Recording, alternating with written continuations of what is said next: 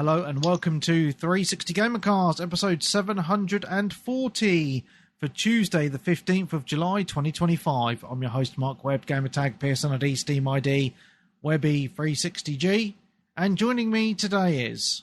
Bulgaria flu, it's Nick. And since I switched. Well, I'm glad to hear you had a nice holiday, Nick.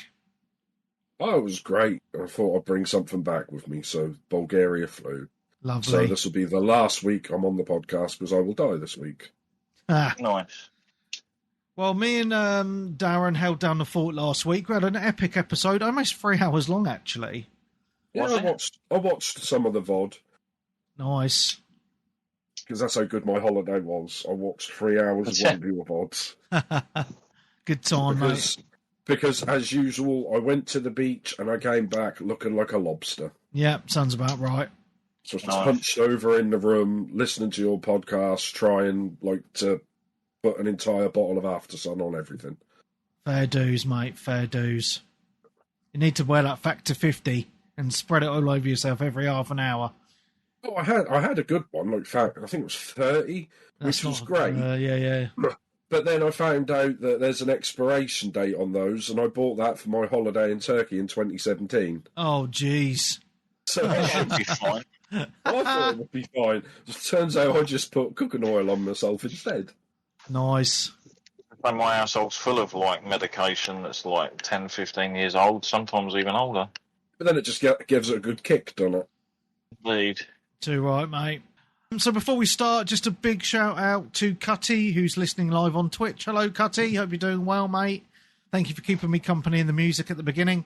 And a big shout out to our all-access patrons, John Smith and Philip Thompson. Hello, and thank you for subscribing. Awesome. Cool. Right, so... Oh, Nick Fights has just subscribed. Thank you, Nick. Just reminded him. Yeah, I'm just sick of adverts. Quickly get that subscription in before you die, then. That's it, mate. That's it. Yep. Yeah. I'll leave that running then. So you'll be taking £6 a month off me even when I'm dead. How do you feel about that? That's fine, mate. Fair enough. All right, let's get into it. So, who would like to go first with the games they've played? Nick, how about you, since you weren't here this week? This past week. Yeah, because I had a few weeks off. So I finished Claire Obscure. You finished it? Oh, sweet. Yeah, I finished it out of spite, to be honest. I'm sure you must have mentioned it in the chat and I forgot. Yeah, well, I said I finished it, so I don't know if Darren finishes it. We can do this spoiler cast, but I don't know. He might not get back to it before the end of the year. But I haven't managed to yet. Yeah. Darren finish a game? Goodness me. but he counters not finishing by buying them all. I know, mate. Yeah, I know. So that's the difference. I'd actually love to know how many sealed games Darren actually has in his room. All of them. They bought at launched. I bet there's quite a few. I would say there's at least 10 minimum. 100 probably. Oh, maybe. I think I can see more than 10 here, actually. Oh, Jesus. Wow. But yeah, it's a weird game. It was a bit of a love-hate thing because, like I said, I miss not having my mini-map. Yeah. And like a lot of people who I spoke to on Twitch, half of them love it and just think it's the best game ever, and the other half say it's absolute shit and they hate it and gave up on it. And the only thing I found out the people that do like it is they used quite a few walkthroughs online, which I had to in the end. Yeah. Because obviously I got towards the end of Act 2 and realised I didn't equip any of the Lumia things, you know, what you learn from the Pictos. So that could be why I was struggling, because I think it told you a tutorial, but I mean, it's weird tutorials today. It just pops up a bit of text on screen and you're supposed to just remember that. No, it doesn't do a very good job at teaching you the game, mate, to be honest. Yeah, and I think by the time I'd got to the situation where I could equip stuff, that was a few hours later, and by then I'd forgot. I mean, I can barely remember what I was told 10 minutes ago, let alone a few hours ago. And I think I got to Act 3, and I looked online, and that's like, oh, the game's really opened up now with loads of side quests and exploration. or you can just go to this and finish the game. So I just went and finished the game straight away. I'm noticing. That's only one of the endings, isn't there? There's like an ending, and then there's a true ending or something. Yeah, I think there's like 3 endings or something. Well, I don't know. I know there's 2. I don't know. Can we say without spoiling it which ending you picked? I don't know how to say it without whether you picked the man or the girl. Webby, I don't. That's quite vague. Would you say? I picked the girl.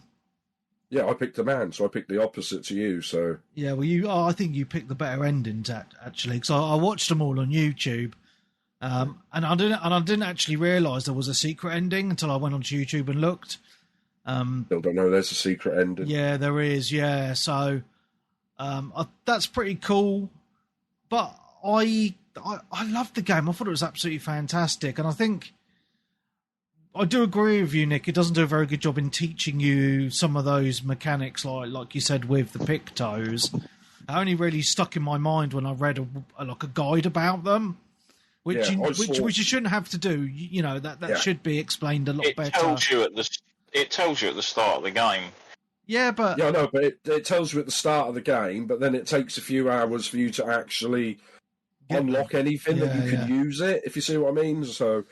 Well, you learn them in 3 or 4 battles, so it doesn't take you that long to actually learn a picto at all. It's just at the start when it tells you've only got like 2 or something available, and you've usually already got them equipped on someone, so you're not gonna.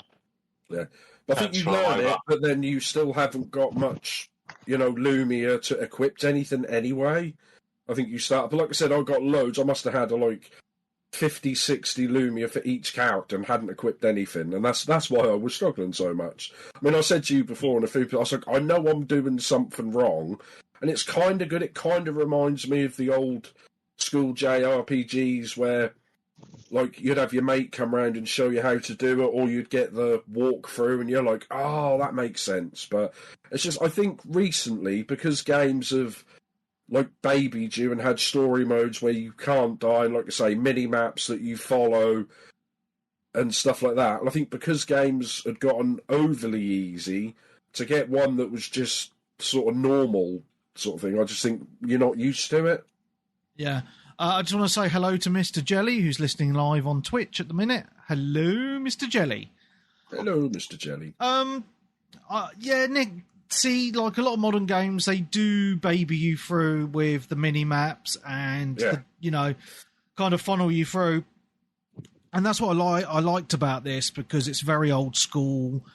It doesn't hold your hand, but I think a lot of people who've only played modern games would struggle with a lot of the stuff that you've said, and I think as well with people's attention spans. I'm not mentioning you in this at all. Oh, great, mate. I've got no attention span. But I'm getting worse, mate. But the thing is, it's TikTok brain, mate. Unfortunately, like people are so used to these short things now, they can't just read a paragraph or more and it stick in their mind. It's not only that. It's also... They've actually, I think in a recent study, they said something like, at least in America, 40% of the young people in America are illiterate. They can't actually fucking read properly. That's crazy, man. Absolutely crazy.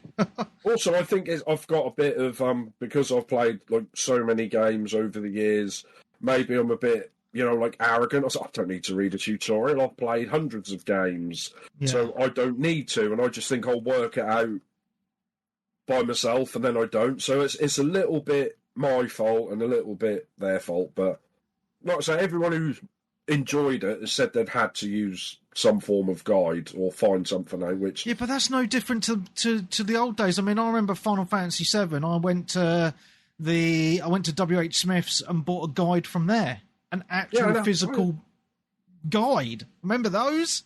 Yeah, because I remember. The Final Fantasy VII original, where you go to Wutai and Yuffie steals your materia. I was stuck there as a 14-year-old for weeks, and I was like, I have no fucking clue what to do, and I had to go out and buy a guide. Yeah. I would have been raging at that age, You can completely miss the whole Wutai stuff, though, can't you? Yes, you can. Well, I didn't know that at the time, right? Yeah, I mean, she nicks all your materia and pisses off. If you don't know to go to that area, which I wouldn't say it's stupidly difficult to find, but you kind of have to go off the path to get that. So if you don't know that, you can just try and complete the rest of the game with no materia, which is quite difficult. But yeah, I mean, I would have, like I said, this is the type of game. I think that's why it's gone back to that. But obviously, they've not made a guide for it. No. Well, obviously, no. I mean, guides are all online now. But the positive from Expedition 33, though, is I read something, I think it was this week, that Square Enix have taken note about the popularity of this game, and they're now looking at doing more traditional turn-based games again, because they kind of moved away from that, thinking they're not as popular, but this has now proved them wrong. So hopefully Square will, in a few years, we'll see them start to go back to their roots a little bit. And just another side note, big shout out to Canned Beans, who says hello on Twitch. Hello, Canned Beans. Hello. So yeah, no, I'm glad you enjoyed it, Nick. But I understand you did. Obviously, you got your frustrations, but I think overall, mate, from my point of view, the positives are great story, great combat, beautiful graphics. It was on Game Pass. I mean, what else could you want, man? You know what I mean? It's fucking amazing. I think I rage uninstalled it like 4 times. Oh. It's not a massive game either, though, is it? It's sort of like a reasonable size. Yeah, that's right, yeah. Yeah, sorry, I'm a bit sneezy. I keep trying to mute it, but I'm trying. That's good, That's mate. all right. Nice. I'm glad you enjoyed it, Nick. Yeah, I will never play it again. Wow. And then until the sequel comes out, and then you'll 100% buy that day one.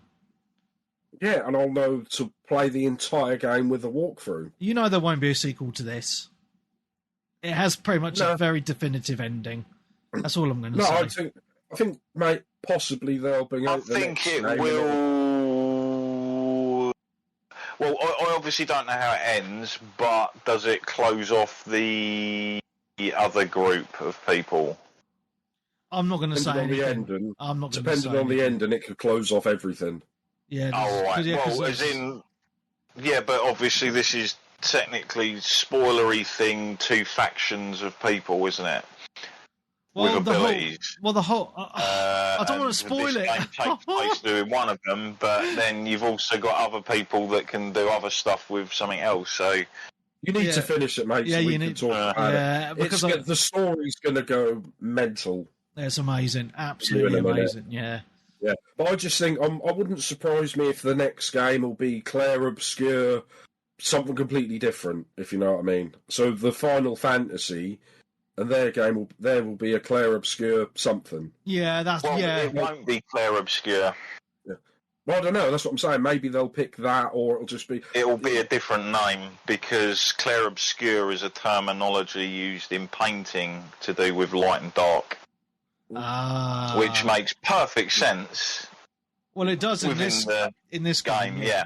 So I was just literally like, it's all like when I used to say before, like everything about this game was like almost meticulously crafted, literally down to the naming and everything.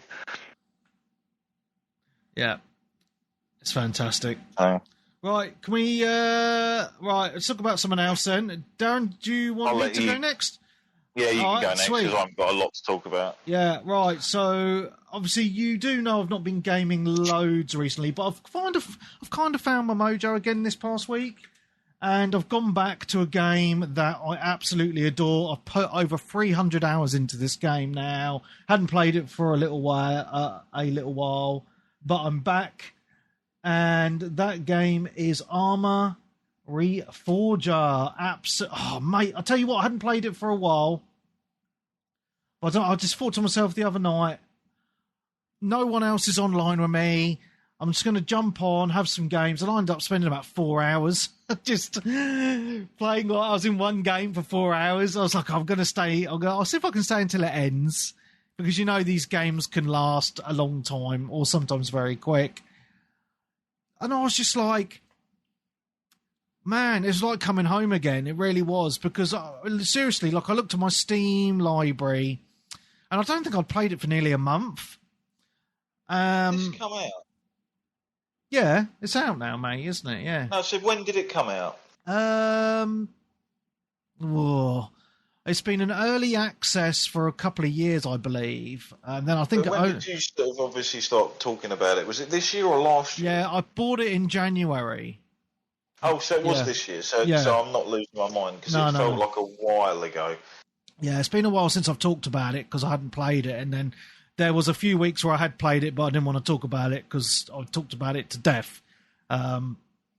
But no, I did have a lot of good times on this with canned beans, actually. Not this week, but, in the past when I was playing it a lot beforehand and we had a lot of good times. This time it was me on my own, and I actually had a really good game on it, actually, because the thing that I kind of forgot about this game is just how social it actually is, because I've talked about this before, you've got your platoon chat, and then you've got the whole team. There's a radio button for the whole team of like 64 players on the team. Then you got your squad chat as well. Then you got your proximity chat. So I was just going around on my own on the big map, and it's so weird going back to it because obviously I've played it for so many hours, and I've said this before. It's got you've got a map, but you can't see where you are on the map. So when you're learning the game, and obviously I still use it now, you have a map and a compass, and you got to kind of figure out where you are from landmarks and stuff. But obviously I've played it so much, it was like going back to a place, like somewhere I've been growing up, you know what I mean? Like, I know I know where to go for that road or to get to this base, blah, blah, blah, in my mind. And I was going along and I was doing my supply runs and shooting the fuck out of enemies. I did really well. And then but they've updated it, so they've changed it. So beforehand, you could, because as you play through the game on that server, you rank up. And before you could just like use any weapon, any ammo or anything, but now you need to rank up to different ranks like corporal and all this shit to acquire different weapons and scopes and stuff like that. Even to allow you to build certain things, so you can't build like a helipad, for example, on a base until you're a certain level. So I was playing. Personally sound slightly better because obviously you are going to get certain people that will just basically grab the best sniper rifle, go up and hide and just pick everyone off. Well, it's not just that, it uses more resources as well. So each base has a certain amount of resources, and basically you get people in trucks who do supply runs, and they bring supplies to the base, and then that gives the base supplies, and those supplies get used up when you build other buildings. You put AI down to defend the base, people taking guns on different, attachments, stuff like that uses the resources. But another good update they've done to it is when you're doing the supply runs, your trucks hold like 4 times the amount of resources that they did before. So you're not constantly doing a back and forth for very little reward. If you're doing the supply runs, you can supply the base with a lot more stuff, so that's really cool. So I was doing that, taking bases, etc., ranking up, and then I got to quite a high level, and I took this airfield, and I built a helipad, and then I built a helicopter, and I noticed there was this random person I could see on the map, because you can see on the map the people that are the head of each squad. So the squad leader of each squad you can see on the map, but they can't see themselves, right? So I saw this random this guy on his own at one part on this opposite part of the map. So I was like, I'm going to go and just fly over there and say hello in the helicopter.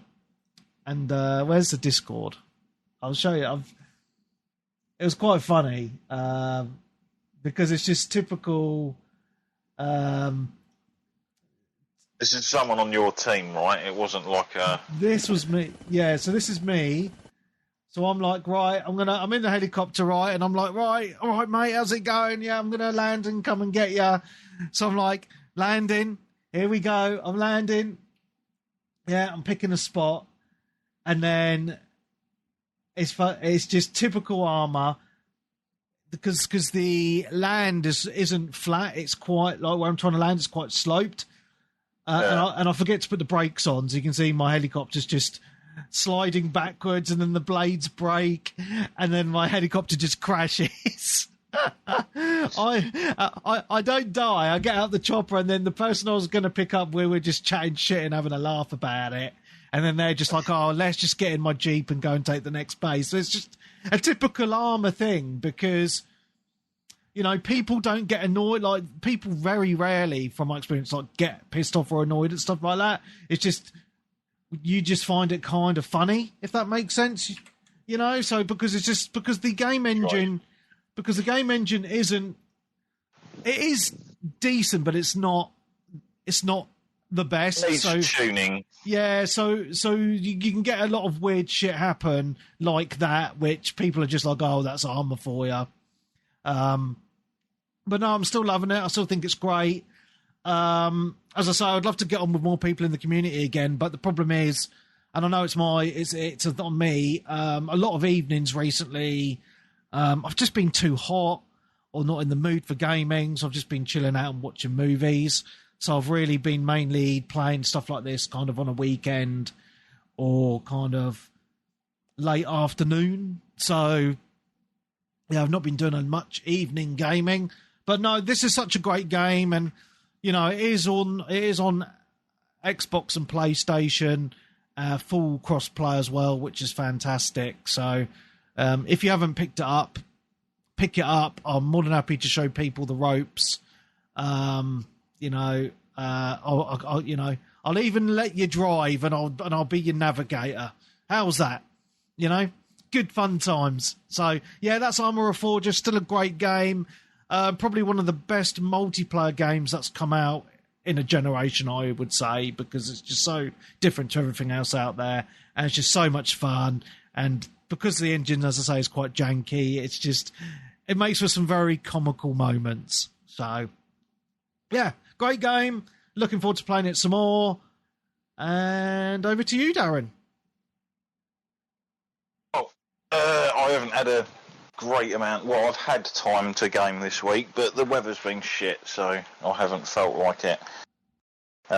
Especially not when one of my machines actually sounds almost like a jet engine when I turn it on nowadays, especially in the heat. And good old Xbox, because you can't get at the fan to fucking clean it. Because they really designed that system really well. Yeah. Well, you'd have thought they'd have had that top bit be able to pop off, but it's built in, isn't it? So you can't actually do it unless you get like a special fan or whatever to get in there. Because like I told you, the last time I looked at it, it was like pure white, covered in dust. Yeah. So what I've got for my PC, which I would use on my consoles, is like before I bought this, I used the compressed air cans, but I've actually bought like a little. Blow it inside, wouldn't it? It'll pop out. It'll pop out as well, mate. Trust me. But I've got like an actual like electric, air blower thing. Fucking awesome. Seriously. It's going to have to be something I'll look into because it's getting quite horrendous. Because your only other option is to take it apart. Buy a new console. No, take your console apart and clean it. Buy a new console. Oh, Jesus. Well, listen, I was saying that, right? Get a 2 terabyte version or something, and at least I'll get an extra terabyte out of the fucking thing. Well, I was quite surprised today, right? So on it and stuck it out. So today I went out to the shops because I was bored and I wanted to do something. And Sports Direct, I went in there because I got a game in there, and I was like, I looked at the Xbox 360. God, I'm going back in time in my brain. The Xbox Series X, right? When did the price increase on that? 500 quid. It is in there. Well, yeah, I did hear they were bumping them up, weren't they? It was last year, wasn't it? That news dropped. But is that the one the one I've got, or is that the 2 terabyte version? Standard. I took a picture. I put it in Discord. Just a standard Xbox Series X, £500. I think they announced that price just after the Switch 2 launch or reveal. if you know what I mean, where they revealed the price and everything, so they put their prices up. But that's crazy, man. You know, you buy it at launch at £4.50 and it's now gone up by £50. We're in last place, boys. How do we increase our price? How do we increase our sales? Oh no, let's bump the prices up. I'm sure that'll that's bump just it up, those people, innit? Those executives that don't really understand or don't care about long term. They're like, well, if Nintendo Switch is 400 and PlayStation 600, we could charge more for ours. We need to charge more, or people will think it's crap. And they just surround themselves with yes men that agrees with all their greedy stuff, and they just think people don't. And not many people are buying them anymore, are they? No. Well, when anything can be an Xbox, mate, why would you buy a Series X? They'll shot themselves in the foot, really. I suppose there's still like good to just pop something out of a box and plug it in and play it. If you've got all of your library in your Gamepass or whatever the hell it is, you're all good to go anyway out the gate like that. But yeah, anyway, I'll get back to the Xbox later on. Yeah. Death Stranding 2. I've put more time into this game. Ooh. And it's definitely, in my opinion, it is definitely moving into top tier Game of the Year thinkings. Yeah. Going forward, yeah. Wow. The story is sort of started to unfold. I've got to Australia now. G'day, mate. Oh, Flaming Galah. Which isn't far in. I think it's only like chapter 3 or something. But I've been playing it for 10 hours, I think it said, in total. Just sort of ferrying stuff back and forth. And yeah, there was a little red herring thrown in from those early trailers of the game. Okay. Where you're kind of like, how's this going to work if that happens? And then it's like, okay, so that happens, that's fine, that's great. There's still a ton of stuff I haven't come across yet, from obviously the trailers with sort of certain characters turning up, etc. I don't know if you remember the weird parts of the trailers where they're like monochrome. No. Well, yeah, the characters are like all sort of tinted, like they're greyed, like completely greyed out, like there's no colour in them and stuff. Again, that gets explained in the game. Right. So it's quite interesting, the weird lore and everything that's all tied into the game of like this crazy world that's obviously just a fictional version of Earth that's been sort of twisted. But yeah, I've gone through and I'm now into Australia, so I believe I can still get back to Brazil and complete stuff there because there's still mini missions and stuff I've got to do there. But it just baffles me every time I log into this game how many people are obviously on and playing this. Yeah. Like the amount of things that have been built in the world. I've found multiple vehicles just laying around abandoned, which I can understand because you can only sort of like on some of them, like they'll be on top of a cliff, so you can't exactly bring the vehicle down the cliff with you. So you just leave it up there for someone else to use, etc. I have done a hell of a lot more combat because there was one point in the game where I was basically heading back somewhere and I was trying to avoid combat with a new enemy type that had turned up. They were quite cool to fight, actually. Pretty obvious sort of weak points, we'll say. And then, like, obviously that went into another area which I couldn't avoid them, so I ended up having a fight, and then the ones from behind came and flanked. So I was in this sort of like hectic fight for a bit there. Went on a bit further, another mysterious character turns up and then sort of disappears shortly afterwards. So yeah, it's cool, and I've fought, well, let's say fought, but crept through a load of BT areas now. Is it as annoying as the first game? Going through? No. It's actually not, because you've got a lot of different things you can actually use. You can take them out if you want to. Like, I know in the first one you just had like shit bombs and stuff like this, but in this you've got like blood grenades. Your guns will actually work on them if they've got the right ammo and stuff. And They're actually slightly different from the first game, because I remember in the first game you obviously had slightly the ones that almost had like the umbilical tether. That's right, yeah. They were tethered to other ones. Now in this one you've got ones that are like bigger and sort of like are up higher and sort of like look over an area. They've got like actual glowing eyes. Ooh. And when you actually take them out and when they're about, it's almost like a horror game. Oh yeah, I can imagine. Like the noises and everything and stuff, because the screen tints like all red and dark, and then when you're creeping along, you've got all the plants and weird shit coming up through the ground and like growing and decaying in front of you and stuff. It's really well done. Like, all the time I've been playing it, I'm just like, this is so well done. The bits when you sort of like hit like a musical cue.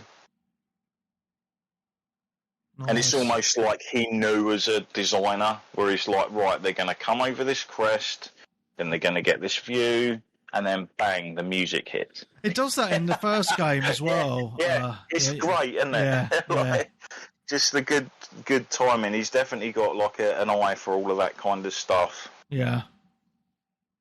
And like just working out the management, I've now got access to more weapons, because the more jobs you do for different people, you unlock more weapon types and things like that you can actually use. And like I said, it all feels a lot more easier and fluid to use in this.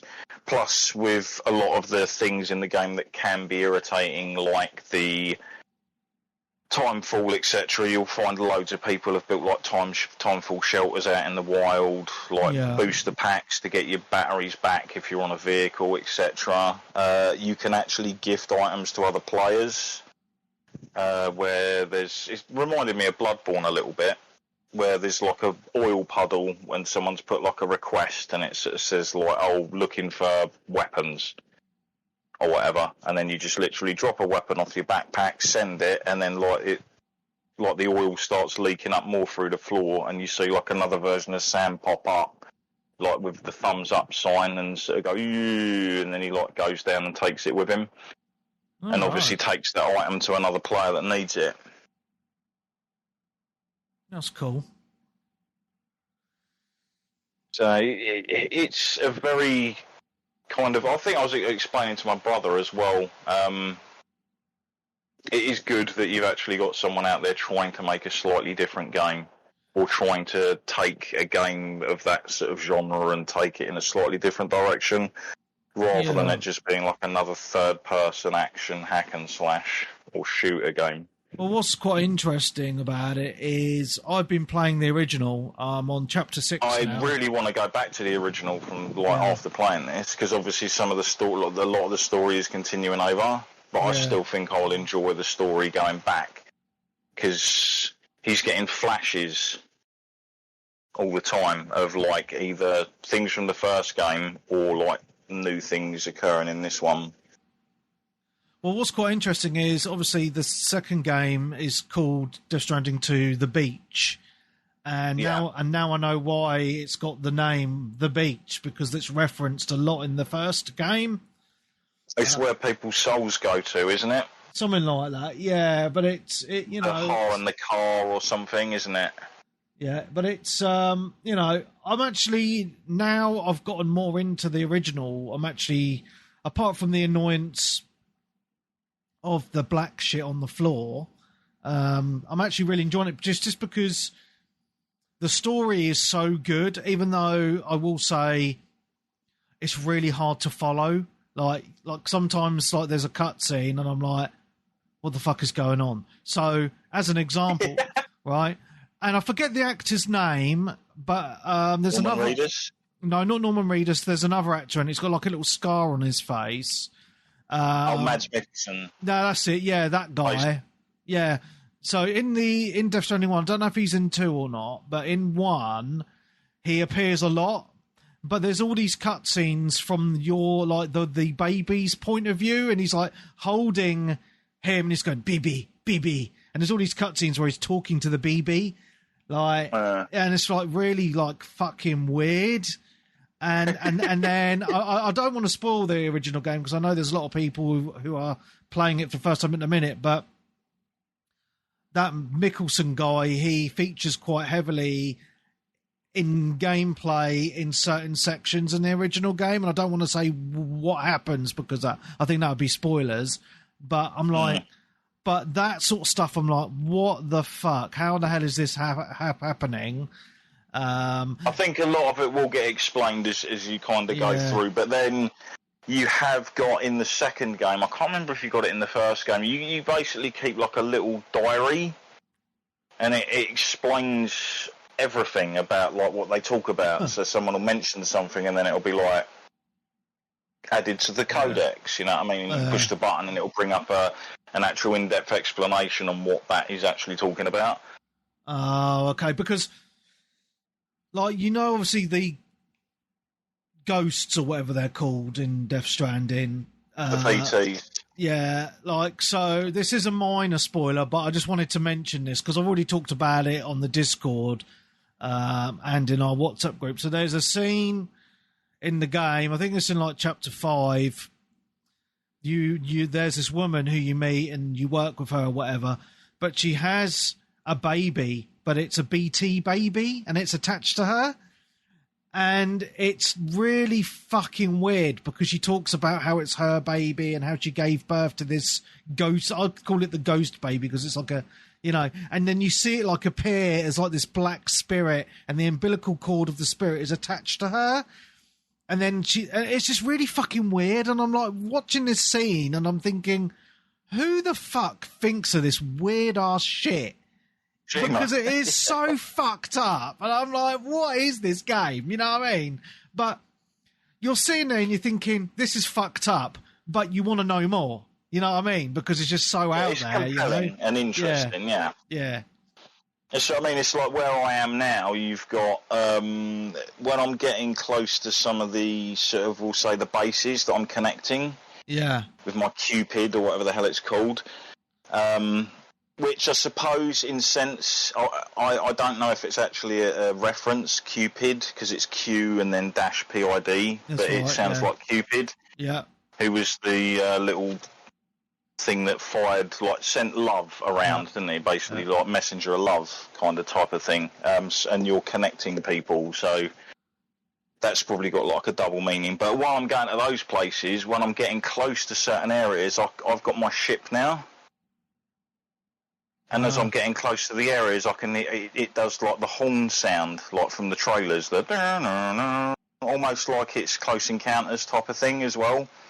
Yeah. And it's like hovering there, so I've got the choice to then go into the ship to do stuff as well. I've had the doll guy for a while as well, that you can actually, like, you can throw him, and he does, like, recon from the air, like hovers and does some, like, reconnaissance and marks things. Oh, nice.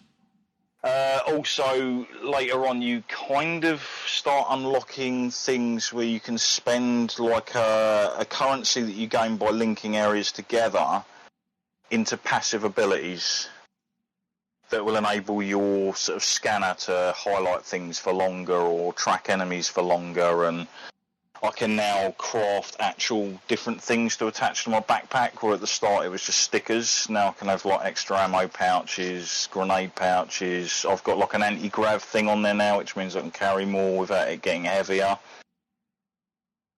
Nice. And like a back plate as well, so if people start shooting at me from behind, it protects the luggage a little bit. Oh, fantastic. By soaking up some of the damage and that. So yeah, I'm just really enjoying it, but I think it's still going to be a game that you kind of only want to play for a few hours at a time and then come out of.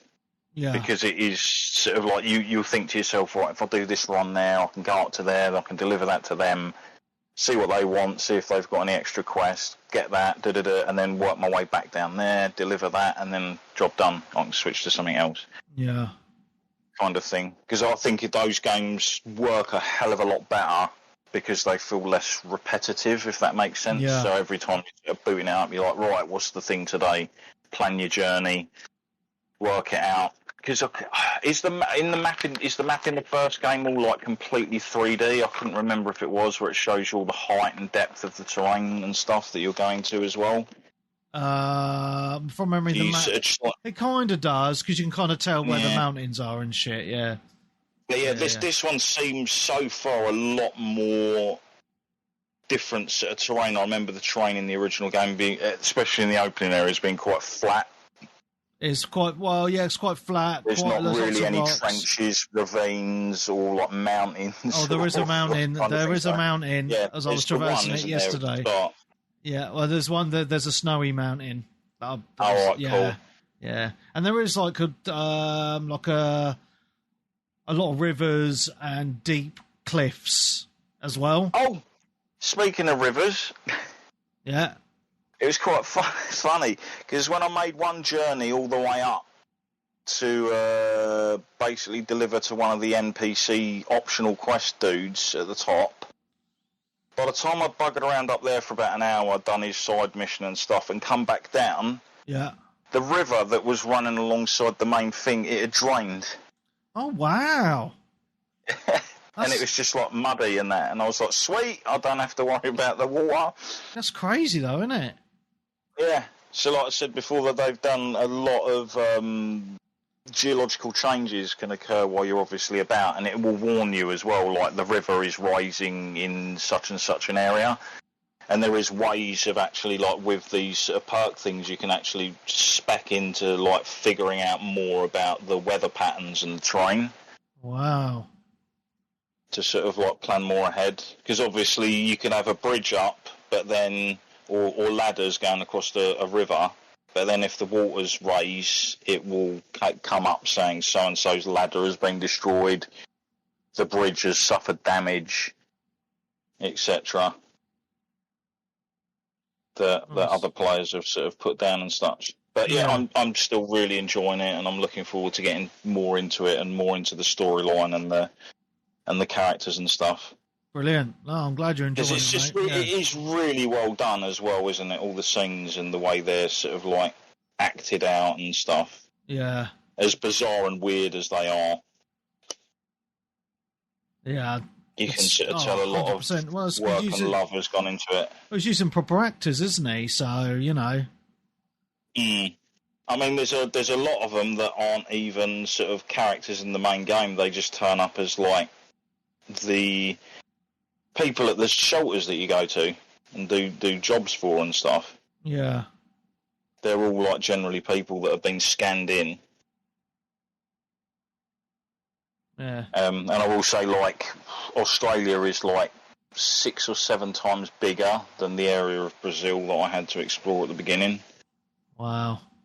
And that still had a few areas, and there's a lot of areas, I think, even in Brazil, that I still need to go back to and put onto their, I can't remember what the bloody thing's called, the network or whatever it is that connects everything. Yeah. Because it's sort of, you've only got access to obviously building structures and things like that when you're in an area that's connected to the network. Yeah. Yeah, that's right, yeah. What's it fucking called now? Now I'm having a brain fart now.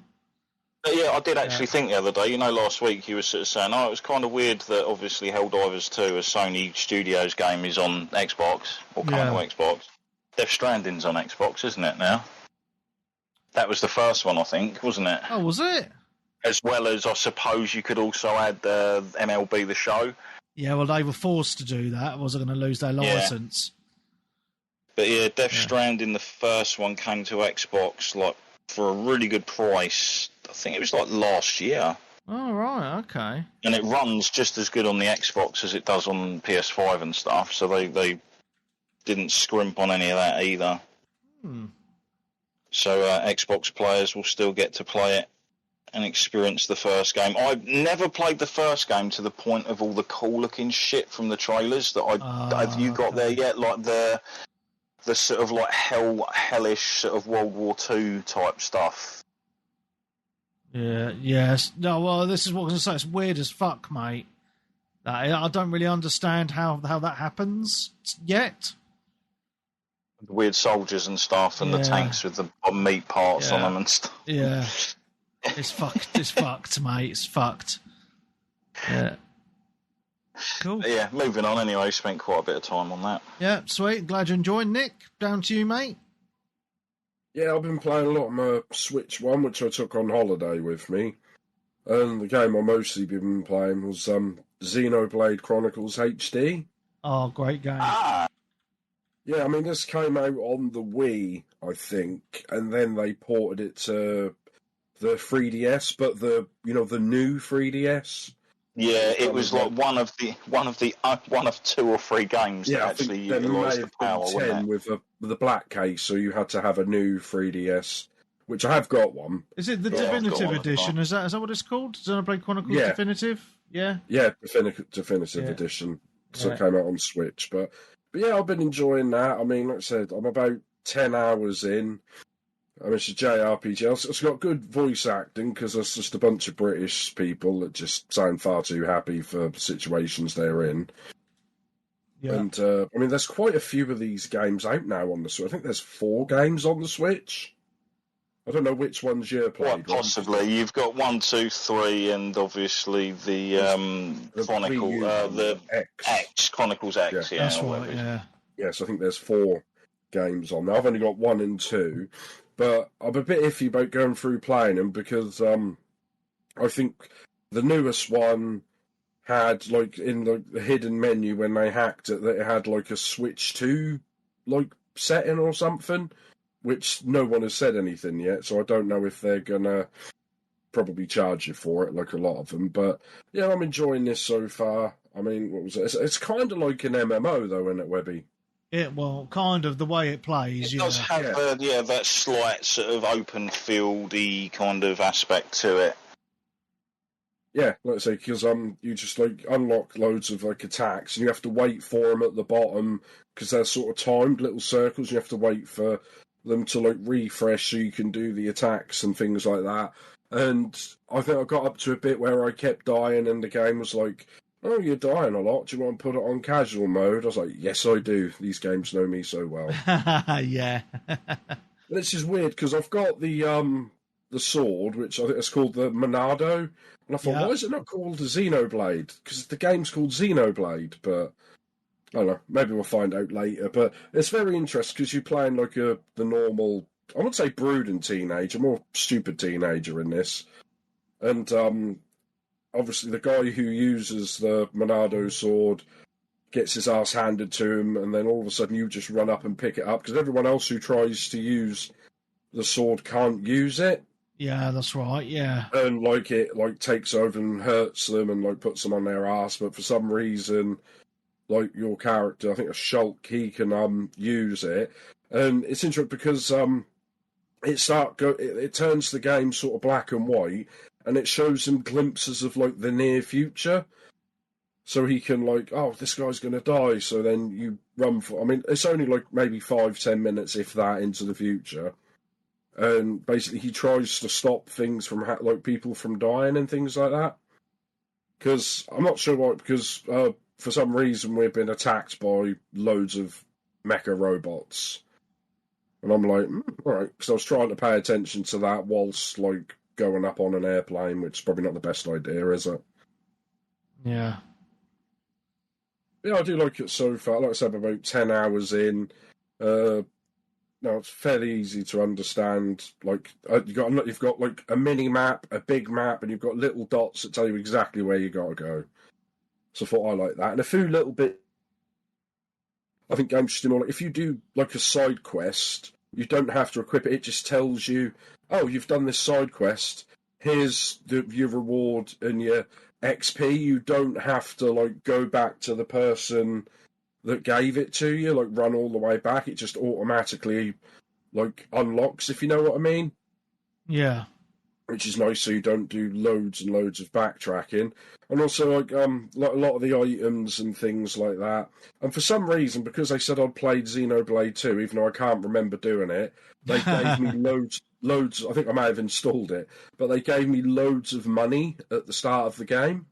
That's usually the thing, isn't it? It's like, oh, have you played this before? We've found saved data. You've unlocked the following, and you're like, oh, what is it? And it's like 2 med kits and some money or something. You're like, oh, great. Yeah, but I haven't bought too much stuff because it seems like anything I buy might be a little bit better, and then the stuff I unlock later will be even better than that. But yeah, also another thing that's pretty decent is when you equipped all these items, like you have like 2 different sections. What you equipped and what you use, you get all like the stats, buffs, and things like that.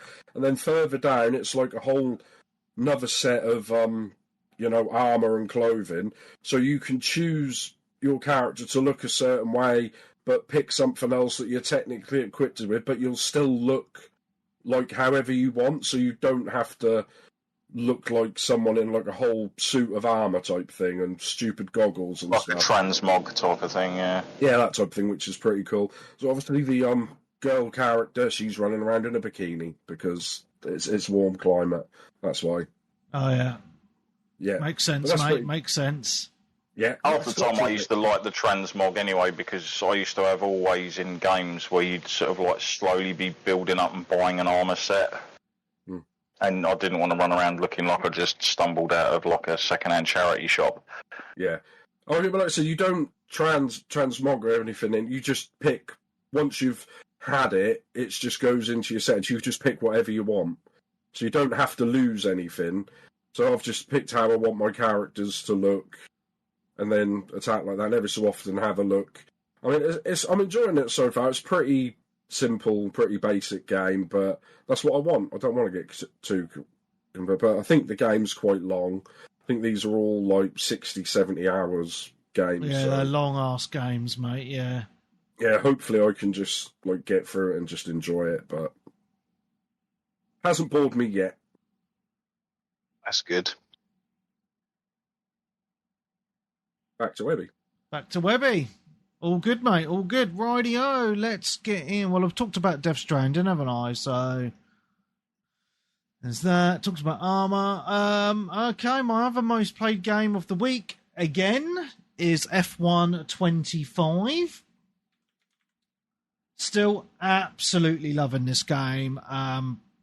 Big shout out to Turk Monkey, because we had a good session on this last night. I mentioned this last week in the Patreon episode. We started a co-op campaign, and we're doing it half-length races, and that's how I do my single player anyway. And so we had a good fun on there. It was in China, as Trump would say. It's China. So we did a race there.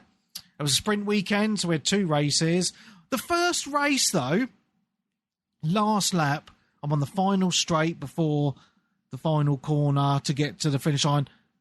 I get a fucking puncture, and I was in first place.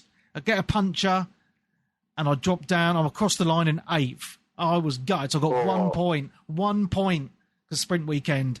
So I was well gutted. And me and Tuck were talking, and we were like, we didn't even realise we could get punches in this game. First time we'd both seen it.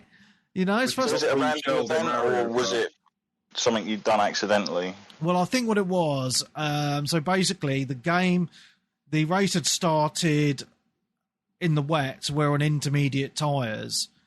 And then we're about halfway through the race, and it kept on, and my engineer kept on saying on my radio, you should pit for some softs. And I was thinking, no, I don't want to pit. And no one else pitted, but obviously I'd overheated my tyres so much that I'd popped one of them. So... yeah, so it's very realistic because as you're going through the race, your tyres do wear down. You can actually see the wear on your tyres as you're racing. You can, like, it tells you if you're overheating them, like on your like on the wheel and all sorts of stuff. And I was just pushing it hard, obviously a bit too hard. And yeah, but no, it's, you know, I was obviously annoyed at the time, but I was like, well, I was racing, and it just adds a little bit more realism to it as well, right? Yeah. Because like the graphics are stunning, absolutely stunning. Especially I'm playing it on PC, ultra wide, right, full ray tracing, and it looks gorgeous. Turks playing it on Xbox, and we've got a co-op campaign. It's full cross-play. But, you know, I've talked about this a lot. There's a lot of content in it. I've already done a whole season with my own team, web racing. I've started a driver career with my own character, racing for Red Bull. There's a story mode. I started the story mode on that now, so that's pretty fun. You got F1 World, which has dailies and weeklies, so I've been doing that. You got your co-op career. You got your normal multiplayer. There's so much content in this year's game. And the handling, they've really improved the handling models, the graphics, everything. I'm just hooked on it, man. I think I've played it for like 60 odd hours now, and I've only had it about a month. So, you know, definitely loving it.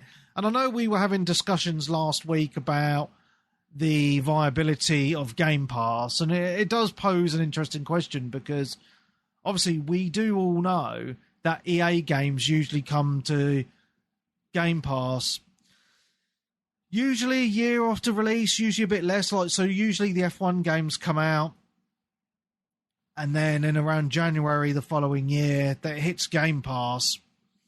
But I loved the 10-hour trial you get on Game Pass of all new releases, and I loved it that much I just had to buy it. But I know like talking to Frosty, because he loves the F1 games. Well, he loves the racing games, but he said to me, you know, what's the point of me buying this when I can get it on Game Pass in January? So, you know, obviously that model does stop people buying games, so that is kind of another argument about Game Pass, right? Stopping people from buying games at launch. But for me, the product from the trial I played was so good, I was just like, I'm buying it. I want to play it now. I don't want to wait till next year. You know what I mean? So, you know, it has its pros and cons. But, you know, I'm loving the game. The co-op campaign does add something extra, because you're chatting to each other and you have some good battles with each other as well. And, you know, so it's just a lot of fun. So, yeah, I can see myself playing a lot more of this going forward. It's just a fantastic game with all that different content. And I can tell I've been playing it a lot, because there is of course, a season pass. I've not purchased it, but obviously it does that 2 tiers, right? Where you see the free track and the premium track. Yeah, so it has the top lines, the free shit, and the bottom lines, the paid shit. And the season pass is 50 levels. I'm on level 49 of 50. So, yeah. I've been playing it a lot, because usually on season passes I'll get nowhere near the end of them on most games. So, yeah. That's all I want to say on it, really. It's a driving game, it's an F1 game, and I can't really say much more than that. So, over to Darren. I suppose the only other thing I sort of like in depth sort of went into a little bit this week was Black Desert. Yeah. I think I said the other week they had the Series X, S, and PS5 upgrade for the game, finally. Nice. And the PS4 and standard Xbox One versions disappeared, etc. You can't actually play those anymore. But everything carries over, because it's all server-side. Yeah. But yeah, they finally released Deadeye, which is a new class in it, which is like a gunslinger class. Okay. And that finally came out this week, and I was mucking around with that after I'd managed to sort of like download the update, because there was a bit of a weird glitch with Xbox this week with the updates. Oh, right. Okay. Some people might have turned their console on, gone to updates, and it's asking you to update every single DLC you own. Oh, lovely. For every game, and it's like, what is this? I turned my machine off, obviously did other stuff, and then came back to it and tried again, and it was all still there, and it had found even more games to update, and I was like, what is this? Went online, looked it up. It was pretty rapid, actually, on the Google. It came up saying, today people are experiencing this, and straight underneath someone was like, yeah, if you just hold your middle button down and just restart the console, that'll get rid of it. But it was just weird.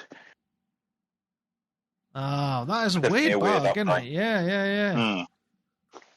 Because I panicked, because I'm like, what the fuck? Because I've got, like, tons of shit for Dead or Alive. And obviously each separate outfit is a DLC on that. So like, that's where you was getting like hundreds. I'm just like, really? Don't want to have to do that. Anyway, back to this. It's a fun, enjoyable class to use. The game obviously looks and runs a lot better now. With the sort of like, we'll say next gen, but it's like current gen updates for it. Yeah. And there's a ton of events going on at the moment for sort of like free time.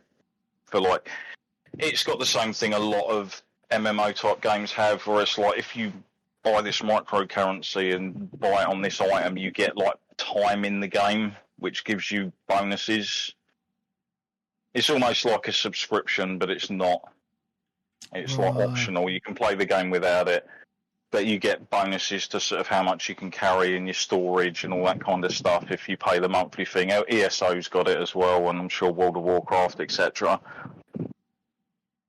But yeah, you can get stuff to basically get free time of that and some of the other buffs. They've also made it so much easier to actually get outfits for the characters now. Okay. Because whenever you look at a character, they're always in their kind of, we'll say, like artifact set. I used to call it in Final Fantasy, where they'd show off like this is the bard, and it would be in an outfit. Then technically that's that class's outfit. But to generally get those in Black Desert, you either have to buy the microtransaction currency, and they're pretty expensive. For outfits, they're some of the most expensive, like ranging from like 15 to 20 quid. For like a single outfit skin, and you're like, you what? But yeah, this event you can unlock different versions of them as well to use. So you never. To be honest, the sort of like the look of some of the other armor sets, like the lower armor sets, is still decent enough anyway. Okay. But you kind of want those ones because I would say BDO was one of the first games, at least, to actually have like those premium outfit sets where you're like, yeah, they've put a lot of detail into that. Like all the different sort of attachments and the textures of the cloth and the fabrics and stuff that it's using for the outfits was like pretty damn spot on for then. I mean, the game's probably been going, 10 years now? I think they had their 10-year anniversary. Wow. That's crazy. I don't think the achievements, yeah, they finally, because when this transferred to the new gen version, there wasn't achievements for it, but there is now. Right. I noticed the other day, like something come up, and they're all completely generally different from the ones that were in the original. But the worst thing is the game, especially on the Xbox, anyway, at least in the achievement screen, it's called Black Desert Series XS Upgrade Install Pack. So that's what the achievements are listed under. That's so dumb. And you're like, why not call it just Black Desert Xbox Series XS? Yeah. Job done. Or Black Desert PS5 version. That's or something so like weird. Calling it that long, stupid name that's cheap as shit, and I'm hoping that actually gets changed on the tile at the front end, because it's just got that upgrade pack install like along the top of the tile. Yeah. It's like, just have a normal picture. But yeah, one of the reasons they did it is because apparently the console versions weren't getting a lot of the brand new areas that were being added to the game, because there was a hell of a lot to that game. If you go full on into it, like into all the sort of like open worldy PvP stuff, and there's like sailing in it, ship battles, and you can sail to other continents and stuff with your crews and do all these other bits and bobs to it. Nice. But yeah, they can finally add all of those into the console versions, because they're apparently limited with what they could do with the older ones. Okay, cool. Nice, mate. Yeah. Good times. Nick. Is he still there? I think he's fallen asleep. I wasn't on mute. All right. I was coughing to death. Okay, yeah, so obviously when I got back off holiday, because I had my birthday this week, and I got my present, I got a Ninja air fryer. I'm like, this isn't my Nintendo Switch. So, but then my next present was the Nintendo Switch. I'm like, oh, that's better. So yeah, I got my Switch 2, quite happy because, well, I got given to me, didn't have to pay for it, which is nice. Even better, yeah. And yeah, Webby put up what I got. So I got the Switch 2, Mario Kart World, like physical. I didn't get the bundle because they weren't in stock. I got Super Mario Bros. Wonder, and then the Bravely Default game. I think that's the remake of the 3DS game. And I don't know if you'd buy it though, Darren, because it's a game key card. Yeah, I know. I know, but it's on for sale on Amazon now for like 20 quid. It's not doing I've very got it on well. the 3DS. Yeah, I've got it on the 3DS. I mean, that doesn't bother me as much as... See, I think this is the thing. I'm actually hearing stirrings of other videos on like YouTube and stuff of people saying like companies are actually listening. Well, some of them are because obviously they're literally thinking like, hold on, there might be something onto this. Like, yeah, if we're going through the thing of releasing a physical product, people are obviously going to want the physical product. They're not going to want to stick a physical card into something, but to still have to download it from the server onto the system. I mean, for the extra £1 or whatever it costs for them to have a 64 gig card over these game key cards, why wouldn't they just eat the cost of it? They've already put the games up to, some of these games are like 70 quid. So they're happy to bump the price up. Those kind of ones aren't, though. I will say the ones like the Bravely Default and stuff, I'm pretty sure they're sort of roughly in the sort of like £50 range. They weren't like the 70 or whatever that the Nintendo ones would actually charge, like the official branded games. What I'm saying is they're not charging... Nintendo, they're not charging these companies stupid money to have the big cards. They're trying to save peanuts, basically, aren't they? You know, I don't care. You know, we go and buy an SD card. You go up from like 32 gig to 100 gig. You're normally talking a £5, if that. You know what I mean? So I just and this is including profit, tax, you know, things like that, and the company. You know, for them, I just think it's companies trying to force us all digital. I mean, yeah, there's some people, I think they said a lot of these companies have said that the game key card games have sold lower than their lowest expectations, which a lot of them have said.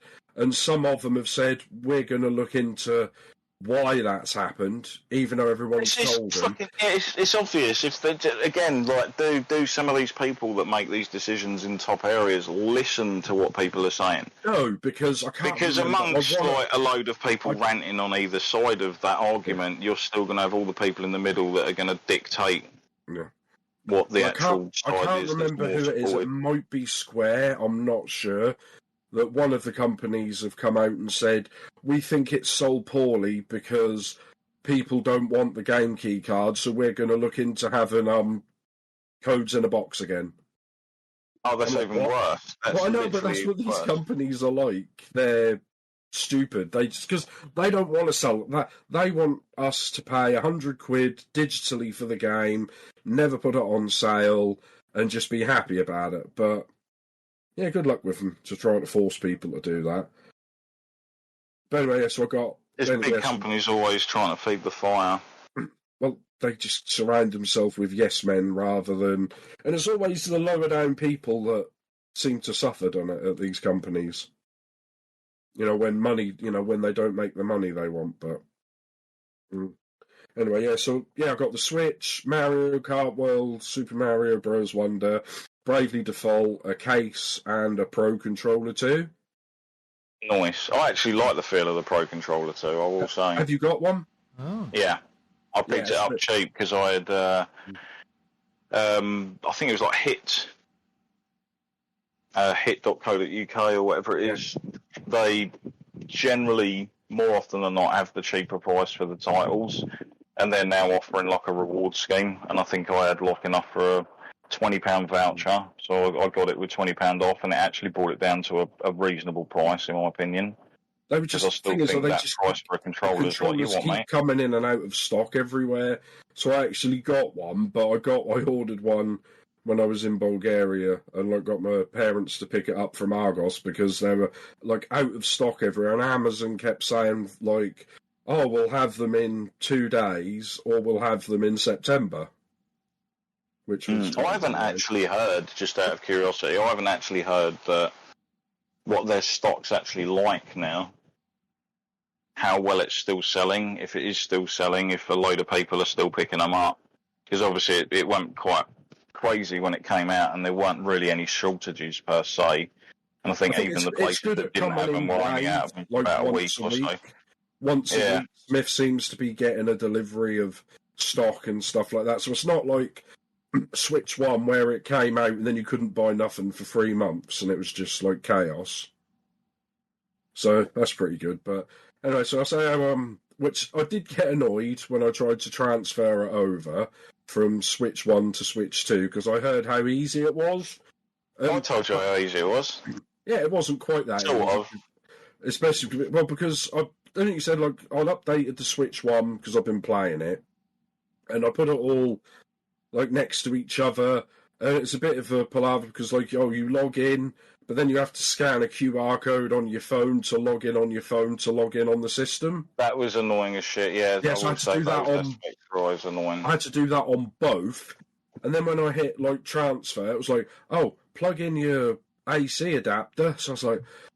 Fine, so I plugged in the charger I got, the cable with the Switch 2, and I was like, oh, you've got to plug it on the Switch 1 as well, so I thought, wonderful. So I used my phone charger, which is pretty much what I've used to charge my Switch, portably ever since I've had it. And even though I plugged it in and it was charging it, the transfer didn't recognise that it was charging, if you know what I mean. So I had to, like, take all the dock apart from behind the TV and pull all that cable out, and I had to use that cable, like all the other chargers I've used, and most of those are, like, more powerful than the Switch 1, so I can't see why it wouldn't do it, but it would only transfer with the official Nintendo cable, which was... Oh, I did it wirelessly. No, yeah, but I did it wirelessly. But it wouldn't... When it said transfer, I had to have them both plugged in. Oh, right, no, I was lucky because I think when I turned my Switch on, it was at 100% battery. I think mine was as well, but it still wouldn't... usually registers off of how much battery life something's got, and if it thinks it's under for what's going to happen, then it will tell you to charge it, but... Possibly, I mean, I don't know. It shouldn't have asked if less than 7... Well, maybe it was less than... I know the Switch 2 was fully charged, and the Switch 1 might have been like 70%, but anyway, it was just a pain that it wouldn't let me do it without... I've had it multiple times on consoles, or it's yeah, so I had to do that. But after that, that was easy enough. Got everything, went over, and then it had to... But the only thing it copied was like all my account and a few game saves, and then it had to download everything. That was what, so I thought, all right, so I'll leave that overnight. I went and selected a few of them because it tried to download every game that was on the Switch 1. Yeah, that was a bit annoying. I'd rather it just says select which games you want to install, but it didn't, so I had to go through each one and like stop them from downloading. But other than that, it went over quite well. The Switch 2, it does feel a lot nicer, the same as the Pro Controller. I don't know what it is. It's like the plastic, even though it's plastic, it kind of feels like that matte rubbery type plastic. And it's a nice bulk as well, isn't it? Yeah, it's like quite yeah. chunky. And I don't know what it was like the Switch 1. If I played too long with that, I used to sometimes get like pins and needles in my fingers. So I don't know if it was like the curve, like the sharp edges or the curved or something like that, or just at the angle. But I mean, everything works, seemed nice, and I've been told off because I keep disconnecting the Joy-Cons and clipping them back in all the time. Because obviously that was a pain in the arse on Switch 1 that you had to slide them, and so I've just been told, like, you're going to break that. I was like, it was designed to do this. But yeah, it feels quite nice. It doesn't feel like it would fall off or anything like that. There has been some reports of people having like magnet issues, isn't there? I think so. I think it's the one they've put these cases on them with, I think it's called D-Brand. Oh, so they basically, it puts an extra thing over near where the battery is, so it's not as strong.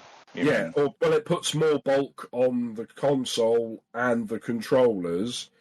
So if you hold it from like the edge of one controller, which I don't know why you'd do it, and shake it, that it would fall off and disconnect without pressing the button.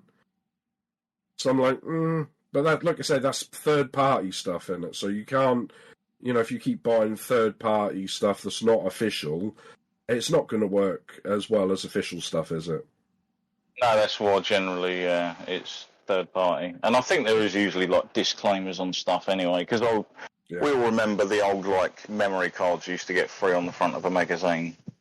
Oh yeah, those really shit ones, that always fail. And then like your mate would be all like, the memory cards died, like all those save files that were on it. Why has this happened? And I'm like, mate, it was free on a magazine.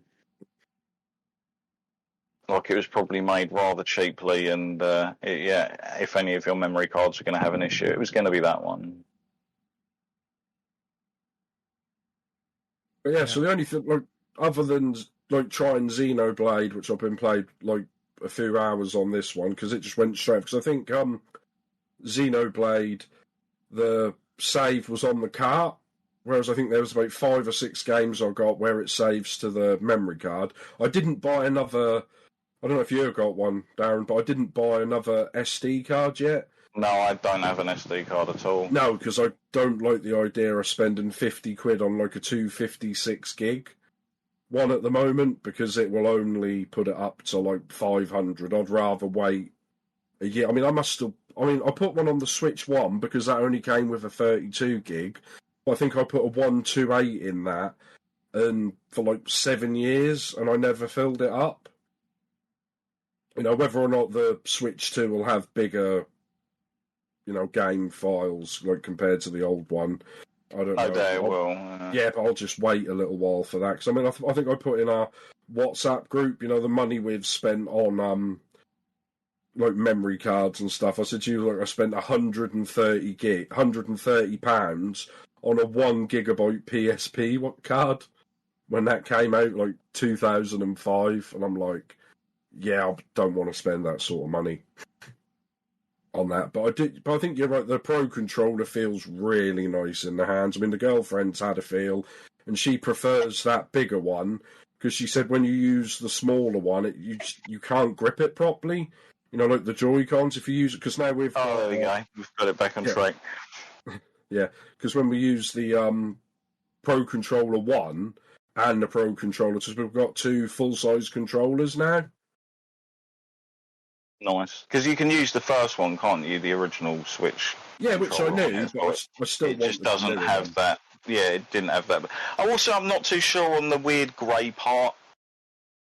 What the off? That's a bizarre under choice. The analog sticks. Yeah, and it's on the top as well. Yeah. I don't know, it looks kind of weird, but I think a lot of controllers do that now, don't they? I mean, I never liked on the PS4 controllers how it'd have 2 different shades of colour, like on the top and the bottom. The one thing that will bum me out and it bums me out on every PlayStation controller since the 4, maybe everyone's got the same thing, but you've always got that one little greasy part on your touchpad. Yeah, always seems that you can't get rid of over by the square button. Yeah, where you just generally like touch it, but then you use the other side a fair bit as well. But that never leaves a mark or anything. It's just there. I just think that's where we keep touching it through pressing the square button, don't we?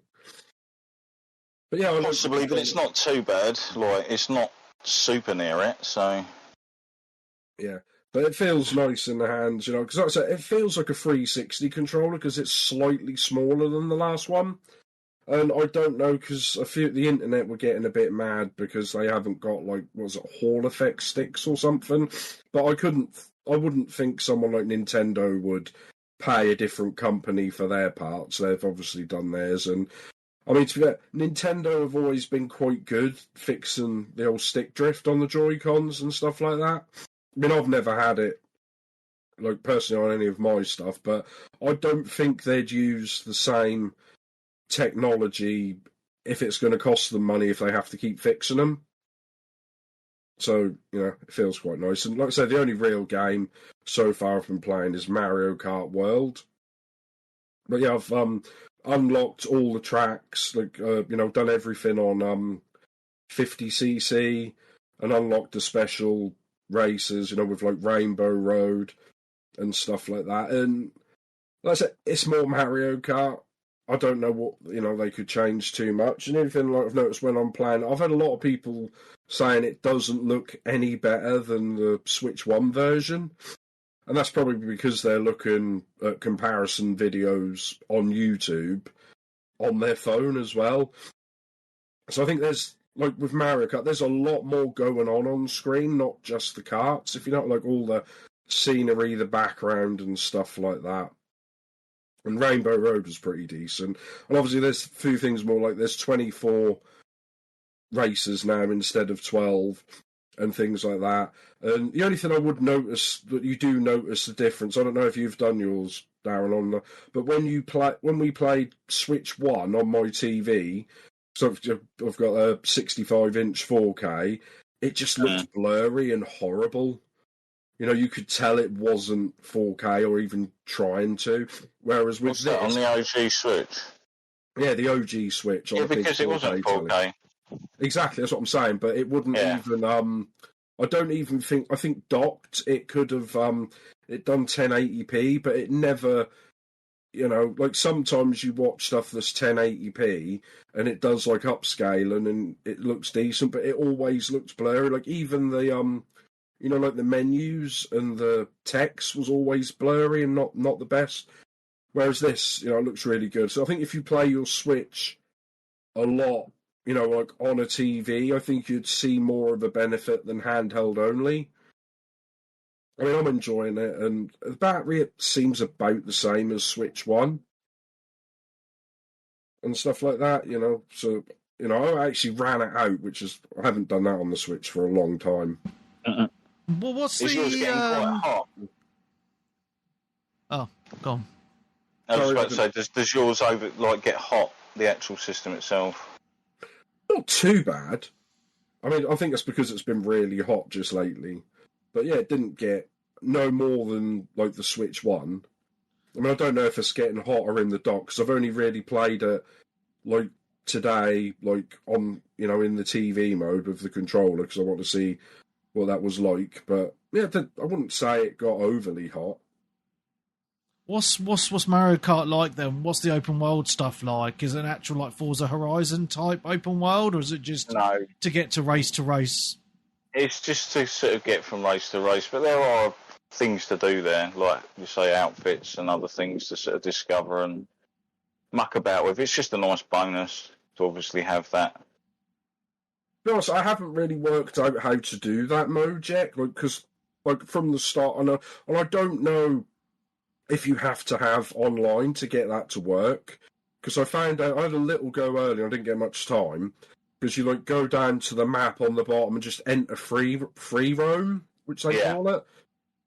There's me. That says my name. So I click on that, and I'm just in the map, and I'm like, okay, what do I do?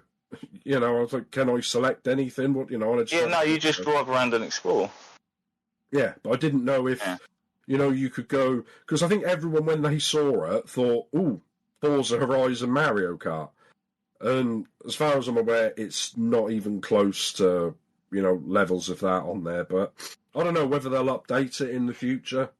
Because they updated a lot of tracks in Mario Kart, and they supported that for quite a long time. But it's fun. Mario Kart Switch was supported for ages.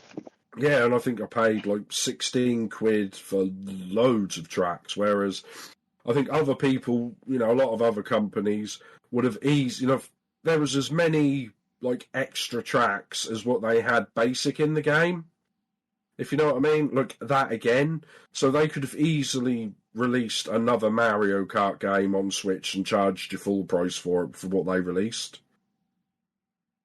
So that's pretty decent, but yeah, it plays the same. I mean, like I said, I think it's more Mario Kart. I don't know if there is the settings because it's turned off by default, whereas on Switch 1, it kept doing it, because when I tried Mario Kart on holiday, with the little Joy-Cons on the Switch 1, I thought I'd had stick drift or something, because it had the motion turning on. Oh, so right, yeah. So you turn I thought, oh, great, and you can't turn that off until you start, a whole Grand Prix, if you know what I mean. So you have to press the little plus button and go in and turn that stuff off. So I thought, oh, great, I've got to buy new Joy-Cons. It's the Switch 1 knows it's getting replaced and it's going to start playing up. But I turned that off. But apparently, I don't know how, but girlfriend, she does say that this one seems easier to play than Mario Kart 8.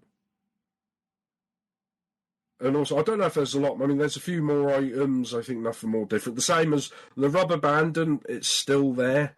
It doesn't seem as bad as Mario Kart 8. It's just annoying when you're off in first place and all you ever get is a coin and a banana. And I'm like, wonderful. But there's a few. I was like, well, that's just what I wanted: a coin and a banana. And you're coming up to the final straight, and would you look at that? A blue shell, wonderful. But that's always the thing in this game. If you had your banana, you could block it, maybe. Sometimes you can, sometimes you can't. I don't think you can block a blue shell like that, but you've got like the grinding, which so far seems a bit like pointless. You know, it looks cool, and you can like grind on certain bits and things like that, but yeah, I'm enjoying it. I mean, what did we expect? What if they went full on like Mario, Gran Turismo, and it was, you know, no one would like it, would they? No. But yeah, I mean, I'm enjoying it. So you're happy with your purchase then? Are you? Well, you obviously you didn't pay for it; you got it as a present. But if you'd paid for it, would you be happy with this? I probably wouldn't have bought it yet, mate. To be honest. I mean, I didn't buy the PS5 until, you know, that was a present and stuff like that, because I'd like at least like 3 or 4 games before I'd buy it. Good one out this week. With any luck. I think Donkey Kong's out this week, so I'd probably get that with some leftover birthday money. But yeah, I mean, I'm enjoying it. I mean, you can see, you know, like with the screen, which is a lot nicer and bigger than the first one, even though like Digital Foundry have been given at saying it's worse than the first Switch screen, I'm like, what are you on, you fucking bellends, just stirring up shit? But it looks, if you put them side by side, it looks a lot nicer. Like the colours are better, the refresh rate seems a lot better and stuff like that. You can see like, you know, like the borders around the screen where they've left room for like, which they will do, like an OLED version at some point, but you know what will come first? That'll be the same as the Switch 1 if they can get away with it. It'll be a couple of years and they'll bring out a Switch 2 Lite, and then another 2 years or so after that they'll bring out the OLED. And I remember seeing like some of the Facebook groups I'm on for the Switch, and people like, oh, I'm just going to wait for the OLED. Yeah. I'm like, but that could be 4 years. Well, I mean... You know, and then at that point, if you wait 4 years, you think, well, 4 years, well, Switch 3 will be out in 2 years, so I might as well wait for the Switch 3 now. It's just, what's the point of just waiting for everything? Well, to be honest, I'm happy with just a Steam Deck, mate, so... You know. Oh, yeah, that's what I'm saying, mate. But you've got your normal Steam Deck. You haven't run out to buy an OLED Steam Deck, have you? Don't need it, mate. I'm quite happy with what I've got. So that's what I'm saying. So you wouldn't go and buy. I mean, you would probably. I mean, if they bring out a Steam Deck 2 in a couple of years, and yours is getting on a bit, and you think, oh, well, I'll buy the new Steam Deck 2. You wouldn't be like, oh, I'll wait for the OLED. No, that's it. No.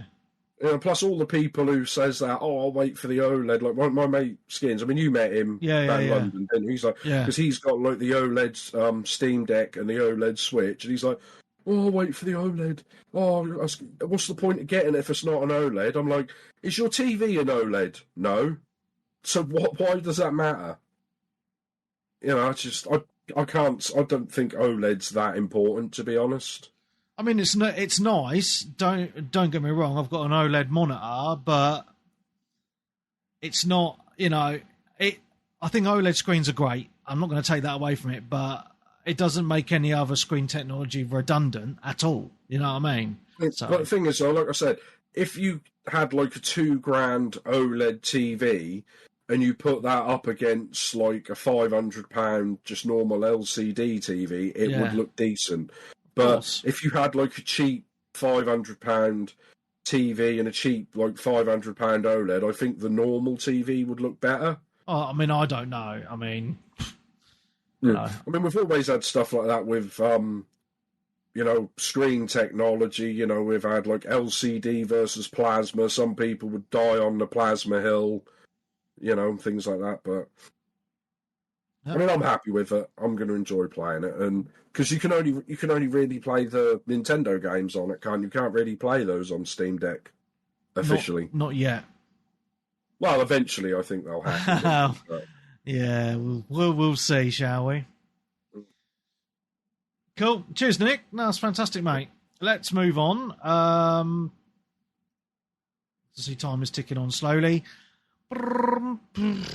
I've played 3 other games. Shall I roll through them, or have you guys played much more? I haven't really played much else apart from the usual just log in, do stuff, come out type of. Yeah, that's me. Yeah. All right. Sweet. Okay, so played more. Oh, excuse me, Dave the Diver. The past few days. On to chapter 6 now, and the story's getting really good because I bought this on a whim because I'd seen a lot of good stuff about this, and I've played it on and off for quite a while, but I put it down for ages, weeks and weeks and weeks, until I decided to play it again yesterday. And, you know, it's not just a pixel game where you dive and catch fish. There's actually a full-on story to this. And it's really cool because later on in the game, you unlock... So you run a sushi restaurant. So, like, there's a whole mini game of preparing the dishes, serving people, pouring them drinks, and serving them food on time, etc., etc. It turns into a bit of a farming game. You get an actual farm where you grow crops that you got to tend, and then you get a fishery, like a fish farm as well. But there's all this extra, like there's all this story of exploring the ocean. There's the sea people under the ocean. There's a lot of missions to do with them, and it's just a cool little chill game that you can just play on and off. You know, and as you progress and you earn money from your sushi restaurant, you upgrade your diving gear, so bigger tank, so you can stay under for longer, you know, and you can dive deeper and stuff like that as well. So, you know, it's a cool little game. I'm exclusively playing it on the Steam Deck as well, because it is, you know, one of those little pixel type games. It's just a fun little game, man, and I'm really enjoying it. I wholeheartedly recommend people give it a bosh. I believe it's on PS Plus as well, for those people that have PlayStation Plus. So, yeah, I just wanted to give it another shout out. I know I've talked about it a lot in the past, but I just wanted to give it another shout out because I've been playing it again, and it is a fantastic game. Another game I want to give a big shout out just very quickly as well is me and my boy did a lot of gaming yesterday.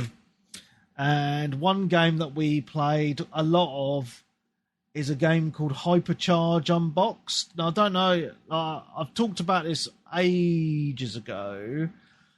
So basically, it's a online... Well, it's not just online, it's co-op. You play... It's a third or first-person shooter, depending on the view you want to take.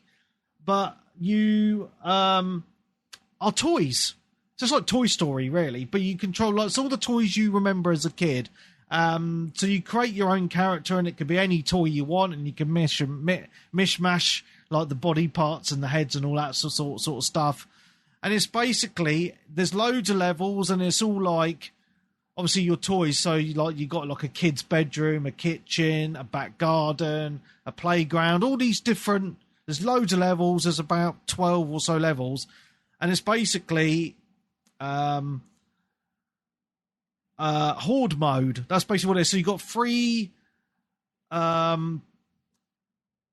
things in the map that you got to defend. Hypercores they're called, and basically after every round you gather up money, coins, and you can build defenses around these hypercores, and you can put batteries in them to power the defenses as well. So you can get like turrets and stuff like that. And then it's basically you do the waves, and the final wave is always a big boss battle. But throughout the levels as well, there's all these sub missions to do, like loads of collectibles or secret items. You know, it's just basically just a fun game. It is on PC, Xbox, and PlayStation. It has full cross-play as well, which is fantastic. And it's just a fun game, you know, like very like it reminds me of games I used to play as a kid. You know, it's not serious at all. You play as toys. You can upgrade your weapons in the level, like there's pickups to collect, or there's these little boxes where you can buy upgrades as well with the in-game money that you've picked up in that level. And it's just a lot of fun, man. So Definitely recommend it. It's called Hypercharge Unboxed, and it's a fantastic little game. So just giving that game a little shout out, because I don't think it's very widely known about, to be honest. And the last game I played, and I only played this very briefly because, I don't know, man. I should like these games, but I just get a bit like, meh. Tony Hawk's Pro Skater 3 and 4 came out on Game Pass. Yeah. Oh, it was a Game Pass game, was it, as well? Yeah. I know, it was this week. There's been loads of advertisement for it on YouTube. Like, people have lost their shred. Yeah, so graphically it looks very nice. I did the 2 tutorial, but I did get to a part of the tutorial where I was like, I can't do this move, so I'm just going to quit the tutorial and play the game. And it's basically, you start like the first levels in that warehouse type place. It's not a warehouse, it's like it's not a warehouse, it's like a factory with like lava and shit. But the one thing I've never liked about these games is you only ever get 2 minutes on the level to like rack up the points and to find all the secrets and collectibles and things, and that whole time limit thing just really annoys the fuck out of me, you know? But I know that... Did you know that's why a lot of people... I mean, it's on Game Pass, I wouldn't buy it because Tony Hawk's 4... was actually open world and it didn't have the time limit.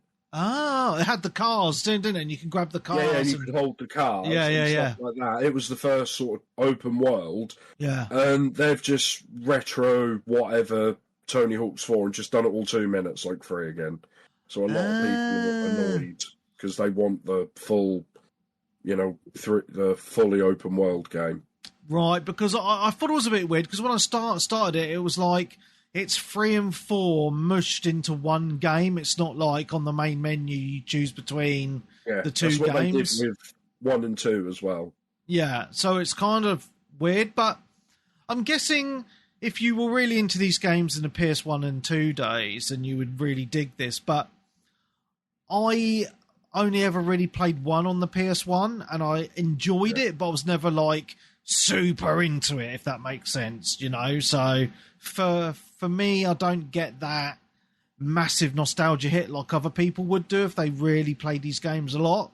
But I think they've done a good job, though, with the graphics. I will say that. But it's just... It's not that it's too hard, because I can get the hang of the tricks and stuff. It's just that whole... Oh, you only get 2 minutes, and then you have to start again. And I just, like... I feel like I'm getting a bit rushed to try and find all, like, the secret letters and things like that, A big hello to Colin Blake, who's just joined us on Twitch. Hello. So yeah, I mean, it's cool, and I'm glad it's on Game Pass again, because it is something I wouldn't have bought, so I got to give it a bosh. But I don't know, just a meh from me. I know other people are loving it, but I'm just like, meh. It's all right. 3 is when it started getting pretty hard. Because, like I said, 1 and 2, it wasn't too bad, but some people that worked out not how to break the game, but they could basically do moves forever almost. Yeah. Like even after the 2 minutes, they'd keep, because you'd have to wait for the trick to land. Yeah. So some people could get up there in the millions of points and stuff like that. And I've seen people, especially now they've added a few bits that weren't in 1 and 2. Like the wall jump and stuff like that. Yeah. So I've seen people who are that good, like on Twitch and stuff, and they'd get like hundreds of millions for one move. Wow. And I'm like struggling to get 50,000. Yeah. Yeah. But no, it's cool. It's on Game Pass though, right? So, you get to try it. You don't, you're not purchasing it. I think it's on Switch and that as well, which I think like 35 quid. Yeah. I think that's... But some people are annoyed because, it's on Switch 1 and Switch 2, right? But you get a free upgrade if you put the Switch 1 version into the Switch 2, and Activision didn't tell anybody. Right. So I think some people have either bought both versions or bought just the second one. Whereas you think, well, if you get a free upgrade, if you had like a Switch 1 and a Switch 2. You could play it on both, but if you bought just the Switch 2 version, you couldn't play that on the Switch 1, if you know what I mean. Why would you want to go back to a previous console? I don't understand that. No, I'm saying, like, if you've just bought a Switch 2 and you were having the Switch 2, like, at home, but you were just using the Switch 1 to, like, you know, at work, or you'd give it to your, you know, passing it down to your son or daughter, they could then play the game. You wouldn't need to buy the game twice, if you see what I mean. But whereas if you bought the Switch 2 version, it will only work on Switch 2.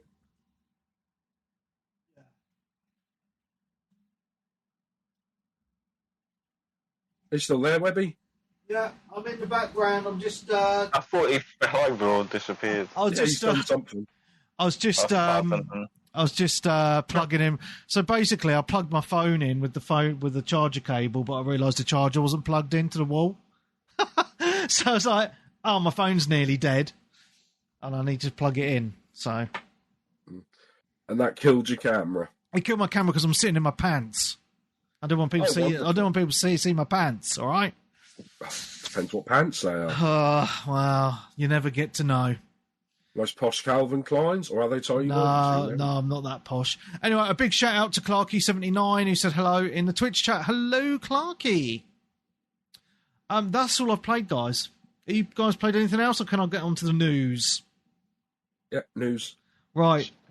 So, news-wise, let's talk about Switch 2. There's been a little bit of rumblings. Did you see my pictures I sent you in the WhatsApp, Nick? From PC Gamer. I took some pictures from a little article from PC Gamer. Yeah, I read it all and I got bored. Oh, right. So it's basically what you were saying as well, wasn't it? Of basically Nintendo Switch is what Nintendo are trying to ban systems for running modded software, or for like there was one that you sent me where they were banning people for buying second-hand games. Well, basically, what's happened is, even though people are crying that they're entitled to hack the system because there's a loophole in Brazil or something, I was like, well, you're not in Brazil, you're in America or the UK, so that doesn't really count. But basically, if you, like, you know, dump the cartridge onto one of these MIG switches and then try that in a Switch 2, they then know that the game has been hacked as well as the console, so they will ban the serial number on that game. So if these people who are only just making backups of the games that they've got, and they've still got those games on the shelves, they're not buying them, you know, hacking the game, putting it on a MIG switch and selling the game second-hand, which is what they're doing. You know, so if you buy the game second-hand, the game could be banned as well as a console. That's so random, isn't it? Yeah, well, all games have got serial numbers, like all the Switch games has as well. But the only good thing is, I mean, you've got to be careful, but if you buy it, like one of these people, I think they bought it off eBay and one bought them off Facebook Marketplace. And apparently Nintendo aren't too bad if you get on chat with them and say, well, look, I bought this game second hand, what's the problem? And they'd sent them like screenshots of Facebook Marketplace and like screenshots that they'd agreed to buy it, and they unbanned their console. Right, yeah, but you shouldn't have to go through that effort in the first place. I know, but this is people, you know, those people are getting done by people hacking the games, aren't they? And like extracting ROMs from these cartridges. Yeah, but they should have a way of detecting if you're using like a dodgy version and not the official version. You know what I mean? That just makes no sense. Well, they have. To me. The problem is they know if a game has been hacked and put onto one of these MIG switches because the serial number's been changed. So it's not, you know, that's the problem. You know, a small minority of these people use these, you know, like emulation in these switches, and like everyone else seems to get done. I mean, I've even heard some people, I had a chat with someone, they're like, oh, it's just like Xbox when they wanted to ban all second-hand games. I was like, well, it's not just like that. It's not like that at all, is it? No, that's nothing like that at all. That's fucking stupid. That's what people do just for clicks and things like that. But Even with me, I mean, I was going to try to buy Skyrim off eBay the other day, and even though they wanted like 45 quid, I offered them 20 quid and they didn't want it. Tight asses. But for a minute there, I thought, well, hang on. Can you actually trust buying second-hand games now in case someone has done that? Yeah. That makes you think, though, doesn't it? Yeah. Yeah, it does, mate. Yeah.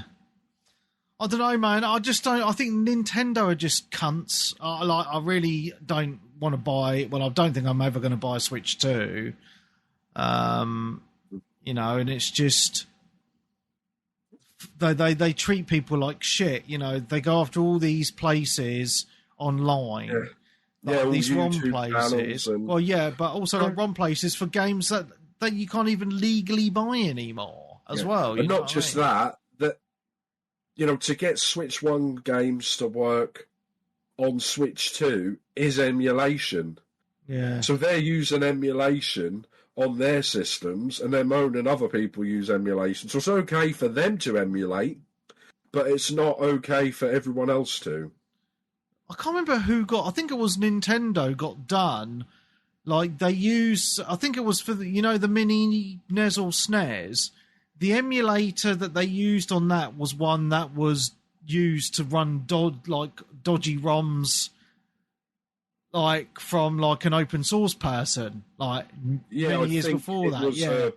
I think it was a crappy like RetroArch that they just put their skin over the top. That's right. Yeah, I thought no one would notice. I think the same as PS1 Classic and the Sega Mini was really poor emulation as well. Yeah, it was shite. Yeah. Cool. That's that bit of news. If you are a PlayStation Plus subscriber, you're getting some funky games this month. You're getting Bluey the video game, Risk of Rain 2, Planet Zoo, Banisher's Ghost of New Eden, which Stunty raved about, Abiotic Factor, and Cyberpunk 2077. How cool is that? So I thought that was a pretty cool bit of news there for those people that have PlayStation Plus. Still not very cool because Resident Evil 2 and 3 PS1 classics are not out yet. Oh, diddums. Can't you just get those in the Resident Evil collection? Or is that a different on console, thing altogether? On PC.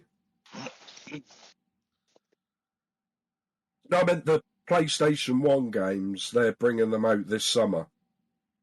Like emulation of the PS1 versions. Okay. Yeah, which I think they're going to come on there, but because I already own them from PSP, Vita, and the PS3, when it comes on, if you already own it, you can play it, but you can't unless you've got PlayStation Plus. Oh, right. I think they did that with Dino Crisis earlier this year, or late last year. Ah. Because obviously I've got to play 30-year-old games, haven't I? Well, of course, on your brand new system. Yeah, I've got to play a PS1 game on my PS5. Yeah, too right.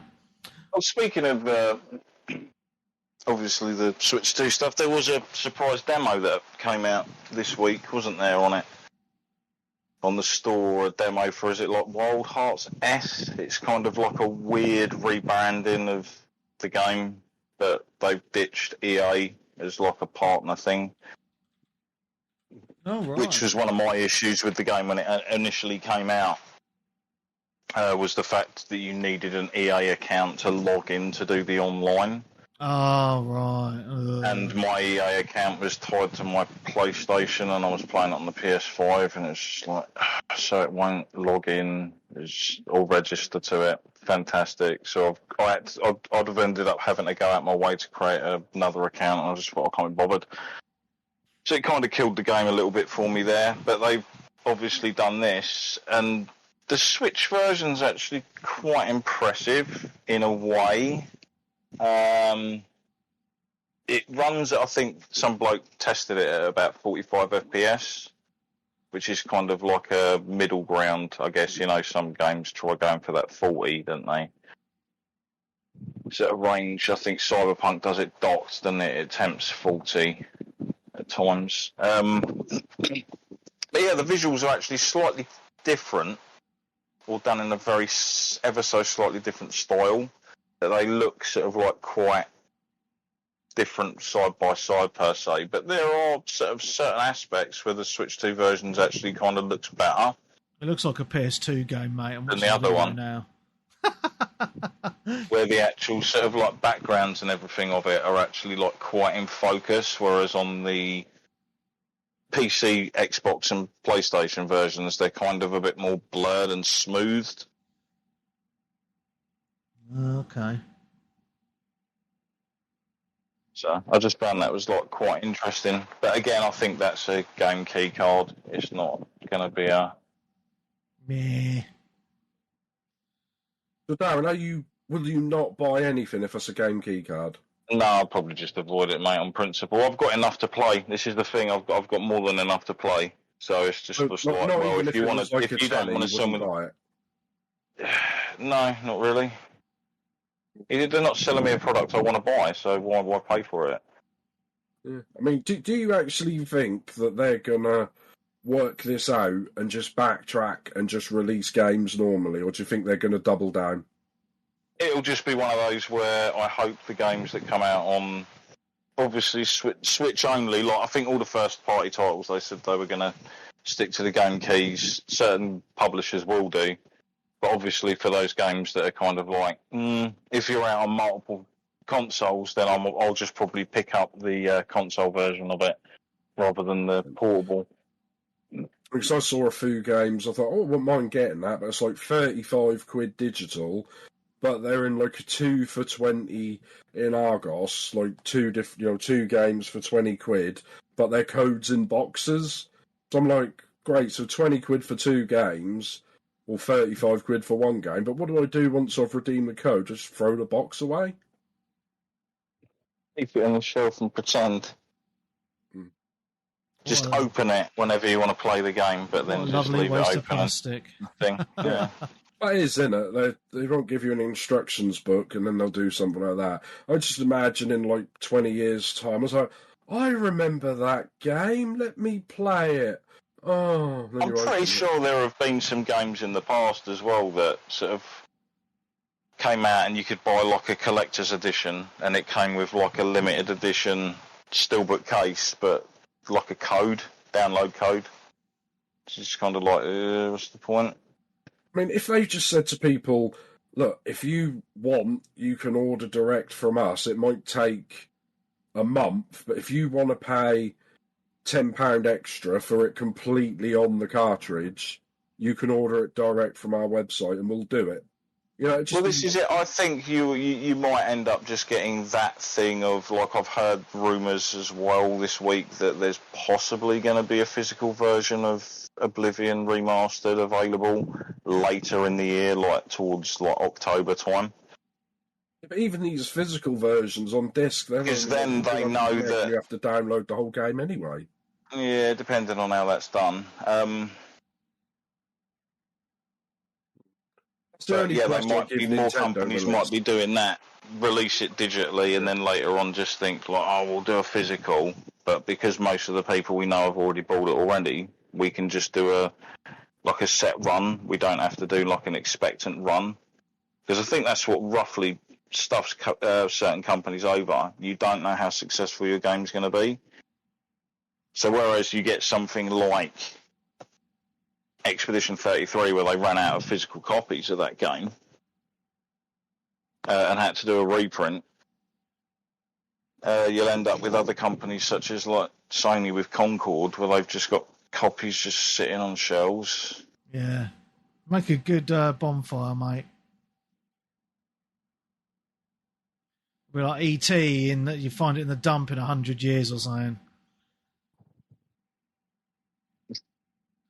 Right, let's just talk about this, right? The Arkane founder has slammed Game Pass following the cuts. Why is no one talking about the elephant in the room? The Dishonored director believes Game Pass has damaged the gaming industry. What do you think of these comments? we've talked about Game Pass enough anyway. I think it's amazing. I get why it's there, but yet it has created a bunch of people who don't necessarily buy games anymore. But then you've got the flip side of that, where people will try games that they wouldn't necessarily have tried before. Yeah.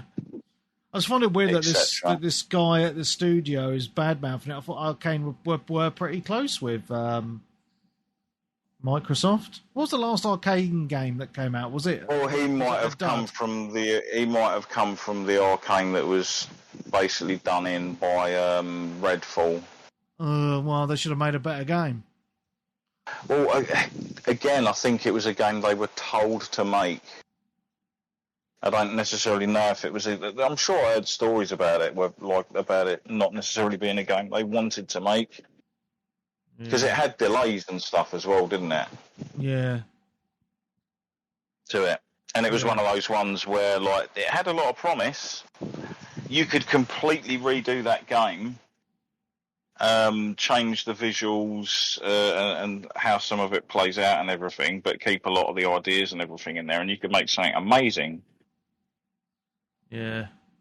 It's all in the execution. I mean, they were, like, exploring the cities and stuff like that is always sort of fun, like abandoned sort of areas and cities and locations, etc., to have a mooch about and find stuff is always a winner. It was like one of the cool parts about, like, just going around as a squad of people in things like The Division. Yeah. Where sometimes some of that open world exploration is more enjoyable than just charging for a fucking shooting range set piece level. Yeah. I see people complain about that sort of stuff. I mean, like I said, I've been to the cinema 3 times this week. I've been to Oh, you spent some money then? Yeah, well, that's not about £10 each. Like, I was at F1, the Jurassic World, and saw Superman last night. Yeah.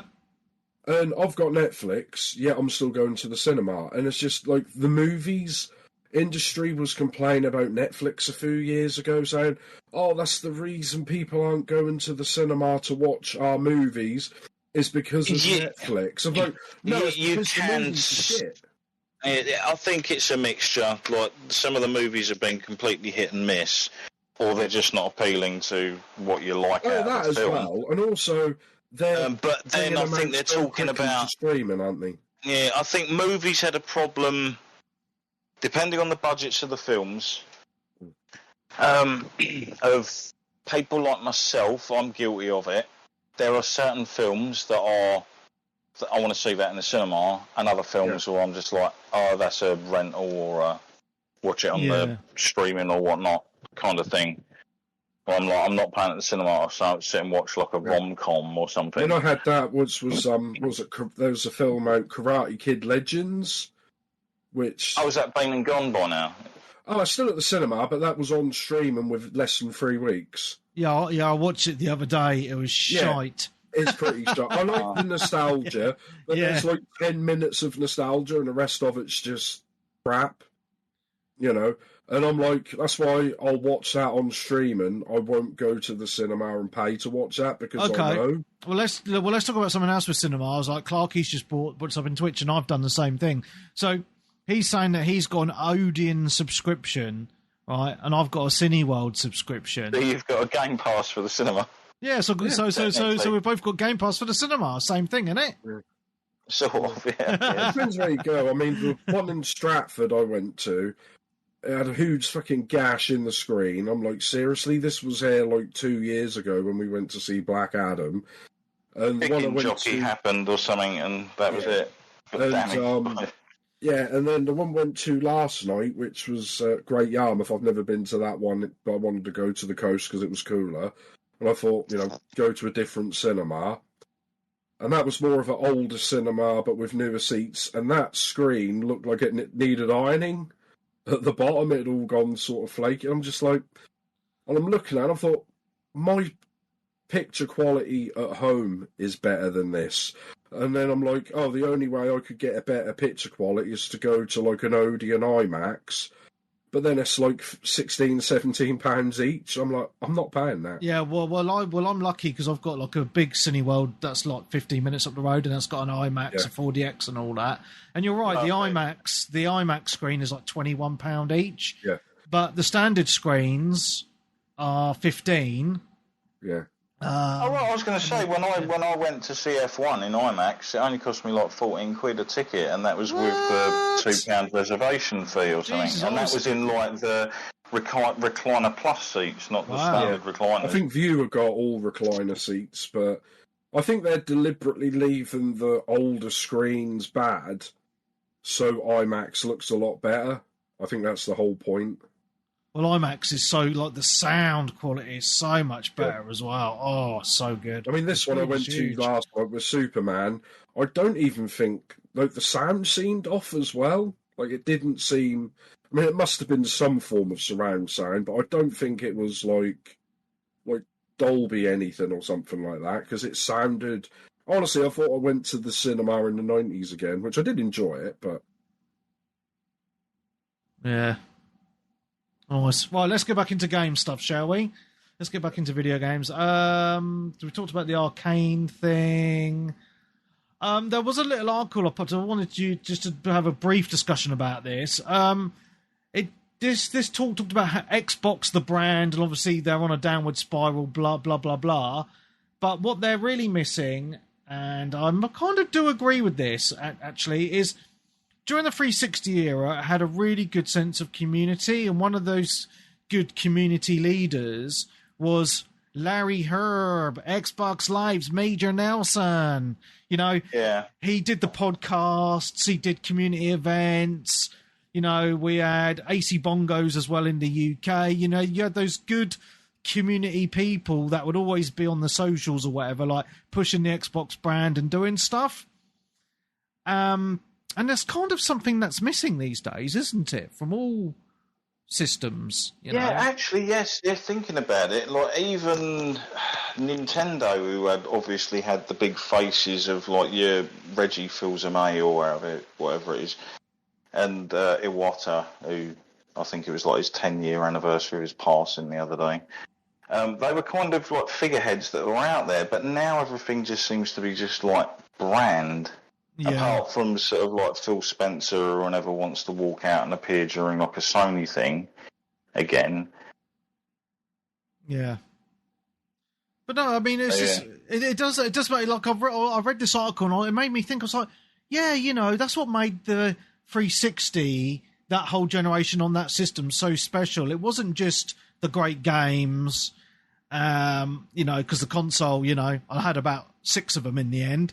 It was that whole community thing, and what really pushed that was those community managers that did awful lot of good work pushing the brand and making you feel like you were part of a community. Whereas now, you don't get that feeling on any system at all. No, I guarantee you that's probably down to the fact of a lot of the higher-ups going, don't worry, we can get it all out there by just slapping posts on social media and your Snapchat and your Instagram and all of that kind of stuff. Yeah. Rather than actually having, like you say, the sort of cheerful, fun personalities and stuff that do rear their heads every now and again. They haven't completely disappeared, but back then, there was a lot more spokespeople for each sort of thing.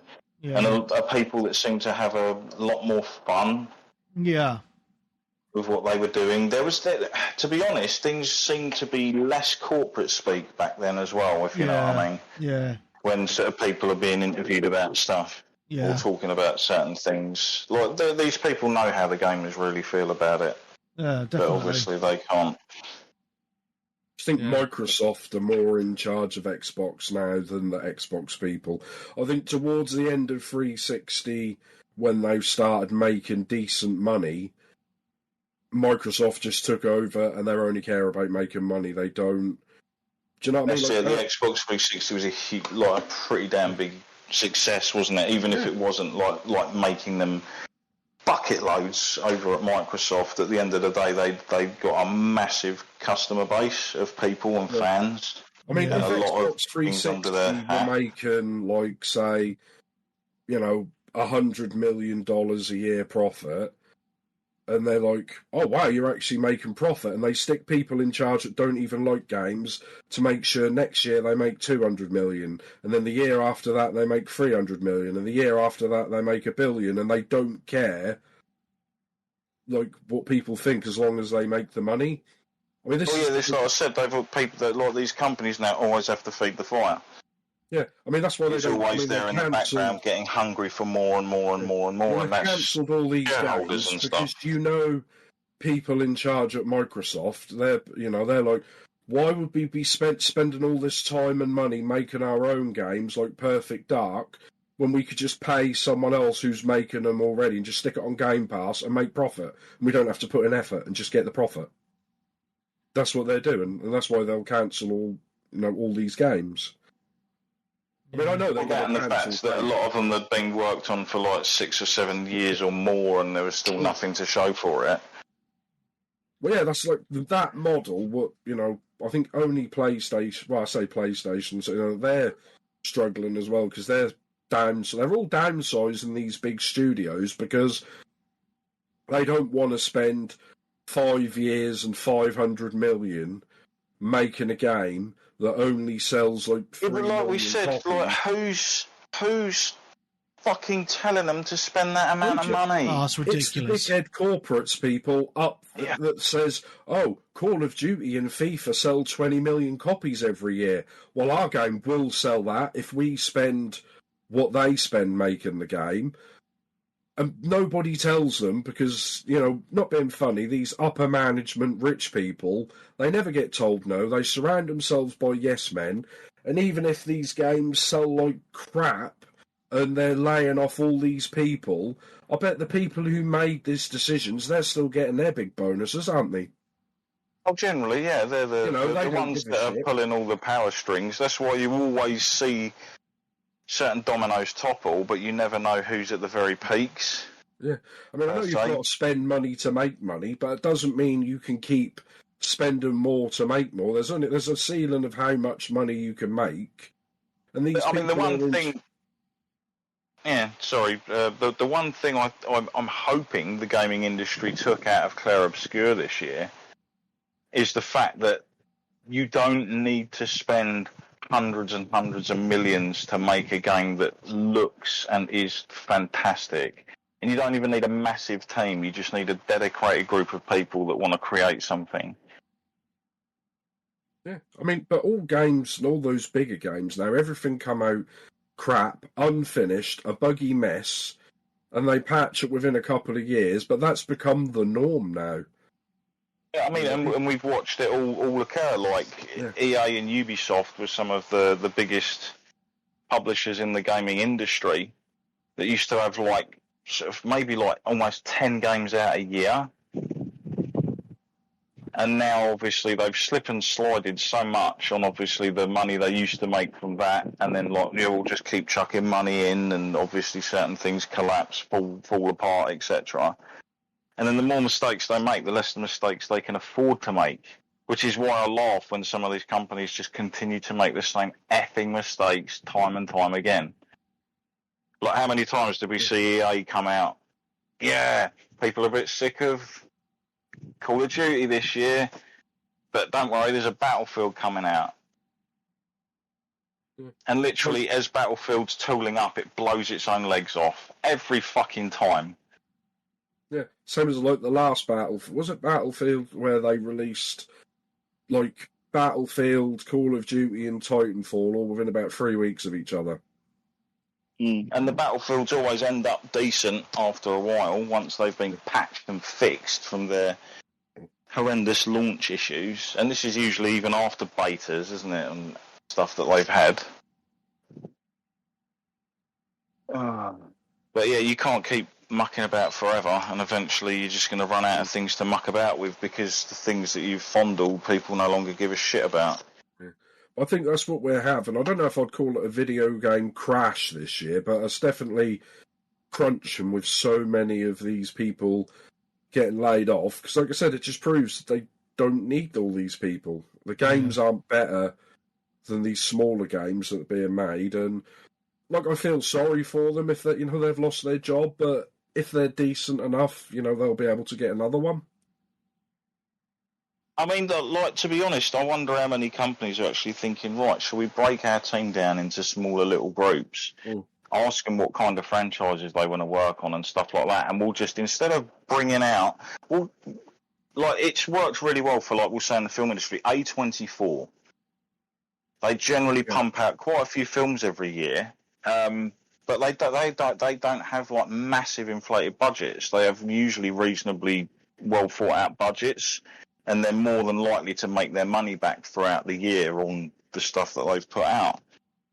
It seems like games, so rather than like just game pump it all into one, just make a load of smaller games. It seems like every game in the last 5 years wants to be the biggest selling, like the big blockbuster summer, movie. I want every game to be like that. That's like every movie. It's because every company's almost banking on needing that to keep going. Yeah. Well, I think that's a lot of companies have set themselves up where they need it, don't they? I mean, how many? What was it? Took Alan Wake 18 months to break even. Oh, that's ridiculous, wasn't it? Yeah. I mean, what kind of company can? How can you sustain that type of thing? How can you wait 18 months to get paid? What company can wait 18 months to get paid? I mean, at least it did wait. I mean, look, if you think back in there, with like certain films, you get films come out of the cinema fail absolutely miserably, like absolute classics that are now highly revered, just bombed at the cinema when they came out, which is baffling. Yeah. But then with certain films, you're kind of like, no, I can understand maybe not wanting to sit in the cinema for 3.5 hours to watch this. Whereas I'm quite happy to sit back at home and just chill and watch it, maybe over a period of 2 nights or whatnot. But those films obviously went on later in the home video market to make tons and tons of money and become cult classics, and like ended up green lighting sequels just due to the fact of them finally making their money back on the video market. Yeah.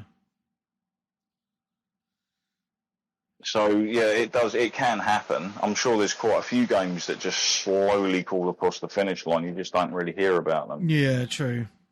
So when you hear about like some niche JRPG being like, yeah, we've sold over 2 million copies or something, you're like, good. That's probably them sort of celebrating that they finally crossed the threshold where they're now profitable or something. Yeah, they can make another 2 games, can't they? And that'd be good for another 5 years. Yeah. Right, let's move on. Stalker 2 has been announced for PS5. It is coming late this year. No firm date yet, but yeah, that's finally coming to PS5. That's cool. And my last bit of news is quite an interesting one. So Call of Duty World War II got launched onto Game Pass this past week, and they've already taken the multiplayer down because people were getting hacked through the game. Like people's PCs were getting hacked, which is fucking crazy stuff. So that's fun times, isn't it? I can't believe you have a game on Game Pass, it goes into Game Pass, and then people are using the in-game multiplayer to hack players' computers. Crazy shit. Yeah. Someone's account got stolen, people's PCs were getting hijacked. Yeah. Fucking mad. So yeah, that's all my news. Any news from you guys? Can't think. Outside of the demo thing. Oh, we had the Ghost of Yote. Oh yes. What's it called? State of Play or whatever. Is it State of Play or is it something else? I don't know. Yeah, we'll call it that. Yeah. Yeah, I actually quite enjoyed it a fair bit. It actually sort of brought me more into looking forward to that game. The graphics look stunning, don't they? I mean, like Ghost of Tsushima was fantastic, but and in the trailer they showed you could switch between like the main character's past and current day as well. I'm not sure how that's. I'm sure it's only going to be in certain areas. I think they did say in certain areas you can switch between different things to sort of obviously live out the story or reminisce or whatever. Yeah. Kind of thing. But I liked what I saw, and as I was watching it, I was just literally like, this is not in 4K or anything like this stream I'm watching. Yeah. So I was just like, you know what, I'm not even going to rewatch it in 4K. I'm just going to wait until the game's in front of me because that'll be even better. But then thankfully it was, because I was literally sitting there and I was going, all these fucking borders on the screen, like, please tell me the whole game doesn't play through with the borders. And then it was just like, no, it did get to the gameplay and opened up, and I was like, there you go, look, you got a top and bottom as well. Brilliant. Yeah. So I'm not really sure on the story. Is it like set after Ghost of Tsushima? It's in a different area as well. I think it's a good 100 years or so after. And it's actually on mainland Japan, I believe. Or a fair years after. No, it's on Hokkaido, the island where my brother lives. Oh, right. Okay, that's cool. So during that period, it wasn't actually owned by the Japanese. Ah, was it the Chinese? It didn't come under. I don't know. I think it might have been. Well, obviously that land during there is occupied by a tribe mainly known as the Ainu. Right. Okay. Which again, they're very much like what we would associate with Inuits and stuff. Right. Like, yeah. They're kind of weird because that tribe of people were kind of all over the world as different iterations of the same thing, if that makes sense. Right, yeah, and that they don't exist. All very similar, but they're all very unique in where they are on the globe and stuff, but very similar kind of group of humans spread about. Interesting. Now... So... Yeah, I think the gameplay looks cool from what I've seen in the open world. It's because the thing of what I liked about Tsushima, Darren, was like he used like the wind to guide you. There's no like markers. Yeah, that's still in there. That. Yeah, but there has been quite a big backlash I've noticed online about it, and it's mainly concerning the main character. I've seen it popping up all over my timeline again today, and that's because the main actress is a they them, doesn't identify as a male or a female, and is very vocal in that type of political discussion online as well. So obviously, they're a bit of a social, like, what do you call it? SJW. No, not necessarily that. I meant social.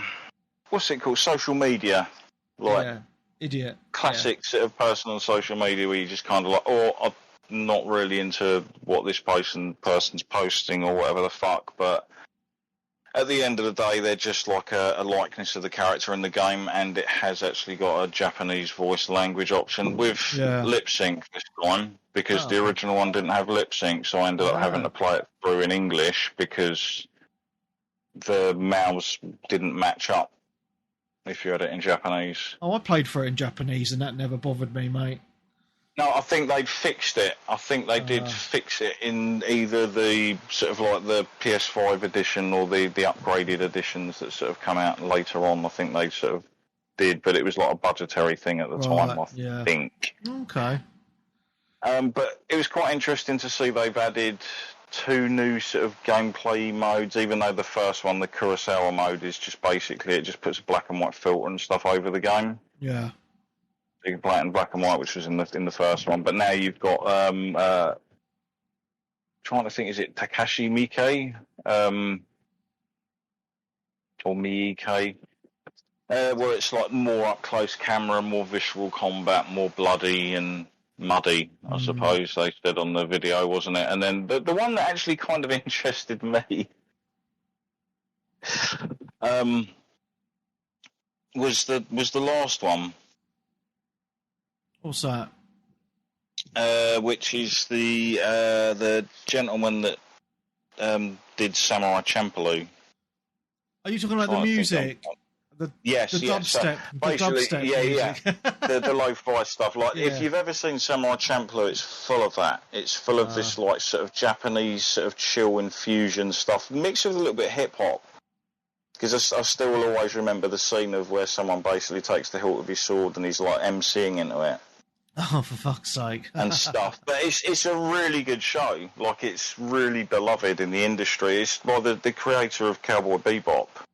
Oh. It was another one of the things he'd done, or he did later on. So, yeah. Is there a release date for this, Darren? Are you aware of that? Yes, October. Oh, it's not that far out. Yeah, then, so really. it was Watanabe. I wasn't too sure if it was. I just had to double check just to make sure. So Shinichiro Watanabe, creator of Samurai Champloo, Cowboy Bebop, Carol and Tuesday as well, which I liked that for a couple of episodes, and then that ran, sprinted, and jumped like into the exact type of shit that obviously the lead actress from Thingy was talking about. Oh, great.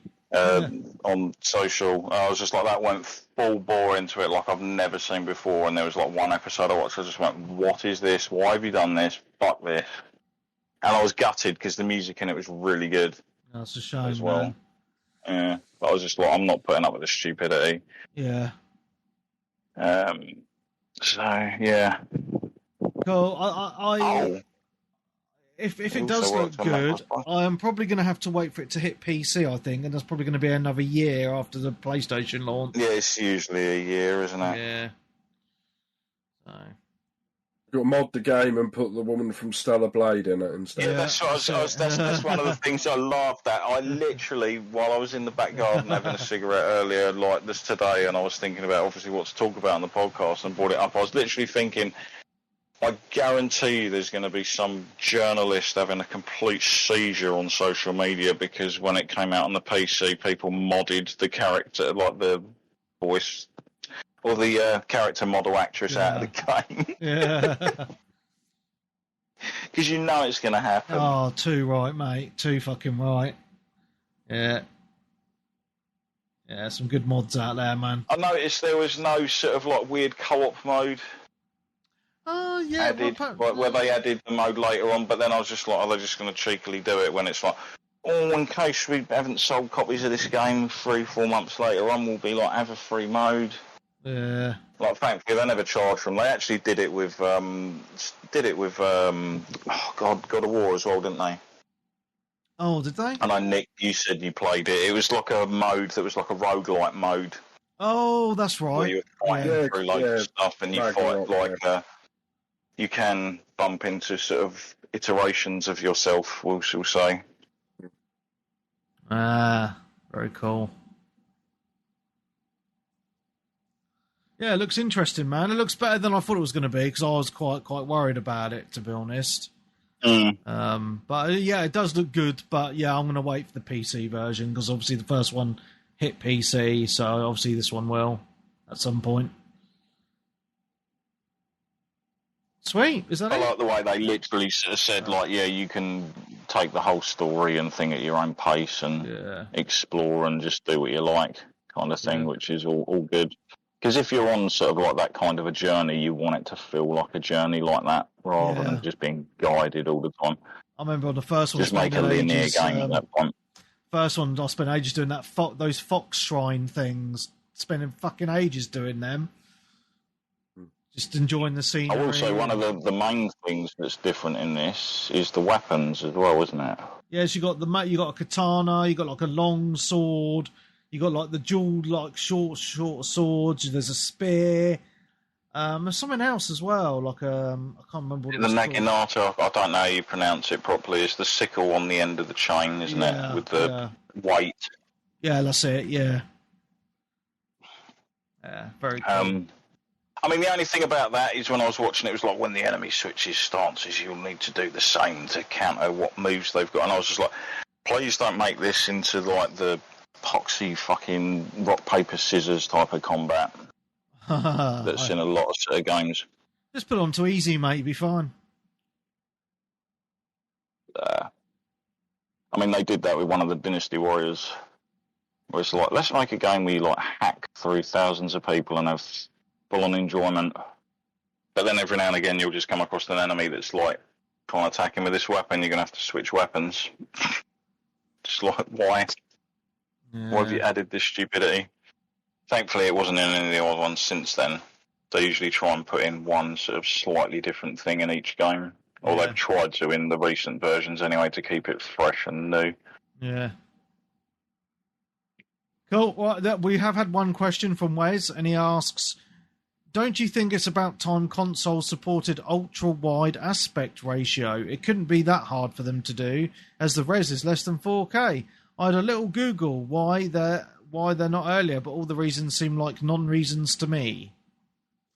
It's easy. You just put borders on the top and bottom of the screen, and you can change the... I know you can't do it on all games, but obviously the draw distance of your character. It is weird. I don't see the point in ultra wide. To be honest, I'm just one of these people where it's like, oh look, if you put the picture at the top and bottom, you get that as well. Shocking. Well, I've actually used an ultra wide. I just think the amount of people putting a PS5 or Xbox on a monitor rather than a TV is such a tiny percentage. It's just not worth it. It's not just about stretching the screen. You know, if you've got to move like maps and like boxes into, you can understand it as well for obviously PC gamers, because you're generally sat in front of your monitor, whereas like if you're playing on the console, you're set back from the TV. Yeah. I just think it's got to be less than 0.5%. It's going to be a small number. But most of those games that are on console do have ultra wide support on their PC versions, though. So, oh yeah, well if that's on PC, they've ported it, aren't they? So that makes sense. But no, I think the use case is, as you say, is super tiny. That's not saying that some game companies won't give you the option in like the picture options, like to change it to that ratio if you wanted. You can understand if you're up close to something, you kind of want more of your eye vision taken up by the scenery of the game. Yeah. If they've developed it for PC, like the same game, and they've developed an ultra-wide mode like a couple of years later, I can't see why that would cost a stupid amount to then patch that into the console. Well, most games on PC come with ultra-wide support now anyway. There's very rare you get a game that doesn't anyway. So, but that'll probably be the next type of telly they try and flog us, isn't it? You've got the 4K, but have you got the 4K OLED ultra-wide? Yeah, but then what would be annoying is whenever you're watching TV or a movie, you've got these big black a normal borders film, you can have the borders to the sides. Exactly. So why bother? There's no point. Yeah. Although there have been some films that have done that in recent years, where they're like, oh, even though this is a new film, we're filming it in 4:3 aspect ratio. Oh, that is so weird. Yeah. Two instantly come to mind. The Lighthouse, which is a fantastic film, and Justice League, Zack Snyder's Justice League. Nice. There we go. Right, that's everything from my end. Just want to talk quick about the Ubisoft news that came out last week. Oh yeah, I almost talked about that, but I was just like... Oh yeah, we haven't mentioned that, have we? Yeah, well, basically they've updated. They're not the only ones, so it's not just having a go at Ubisoft. That was just the latest one. I think it's with the Crew Motorfest. But basically they've updated their terms and conditions that say that when these games, you know, that are online live service games get turned off, that it's in the terms and conditions that if you own the game on disc, that you have to destroy that copy. Yeah. And I'm like, really? Ridiculous. I know, but it's not only them. I mean, there's some other games, Webby. Final Fantasy VII Remake, that has it. Metaphor ReFantazio. Yeah, but Final Fantasy VII Remake is never going to be not supported. It doesn't need to connect to the internet to work, does it? Well, you don't know, do you, mate? I mean, like I said, if Nintendo can see what we talked about earlier with these game key cards, if you plug these games into your console and they say, nope, you're not allowed it, we're going to brick your console, it's just getting stupid, isn't it? I mean, we were talking about it in our, WhatsApp earlier, like when we used to watch movies and videos at school, and it was like, oh, this is not intended for public display, and you're not allowed to lend a DVD to your friend. It's against the terms and conditions, and it's all there to protect their arse from legal action. That's basically what it is. Because it all seems to have stirred up around the Stop Killing Games movement. Yeah, it's been trying to push through in the courts and stuff. I mean, can you imagine that? Oh, Webby's like, oh, they've told us that Final Fantasy VII Remake's turned off, and I have to do that. Here you go, Leon, just set fire to that for me, will you? I'm just like, seriously? I mean, I mean, just the terms and conditions that we must have agreed to over the years. Just you have to. I've talked about it before. Like, you sift through like 2 or 3 menus of them, and like you have to scroll down, or if you don't accept it, you can't even log in and play the game or whatever. It's just how, if they can enforce it, because they never used to be able to enforce it years ago, because nothing, DVD players and games consoles weren't online. I mean, you got to think about it now, Webby. It's like you think, I'll play Final Fantasy VII Remake. I'll play that again. Because how many times have you gone back to play original Final Fantasy over the years? I've probably completed about 15 times at least. Yeah. So if you try to go back and complete, like, Remake, whatever, and that's turned off, and you plug it in and they go, nope, you're not allowed to play it, and now your PlayStation console is banned and all your games have been lost, and you think, I'll play Remake Part 1 and 2 for free. Well, I mean, we've agreed to that. We've agreed to the terms and conditions. But this is a problem with online-only games, right? Like, they've got a finite... Well, these are offline, though, aren't they? Final Fantasy VII Remake. Yeah, but we're not talking about them. We're talking like those sort of terms and conditions are really only viable for those online games, aren't they? Oh, yeah, I'm saying, I know... Which most people know is a live service game when they buy into it. I didn't buy The Division knowing that was going to be an offline playable game. I bought it always knowing that, shelf life, unfortunately, but... I think those types of games we know from the start. It's just weird, like Final Fantasy VII Remake would have that in the terms and conditions. Yeah, that doesn't make sense at all. Yeah. I mean, when we know, like, the games you're playing, like Black Desert, First Descendant, all these types of games, we know they're always online and they're going to get turned off. But other games, you think, why are they doing that? It's just controlling it. It might just be a standard, like, thing that you accept for each game that they have for the company that puts out. I mean, that really get you, that's probably someone who's like... I mean, you know what's going to happen? That Final Fantasy VII Remake Part 3 is going to be a PS6 exclusive. So Webby tries to fire up his, like, PS5 game, and they're like...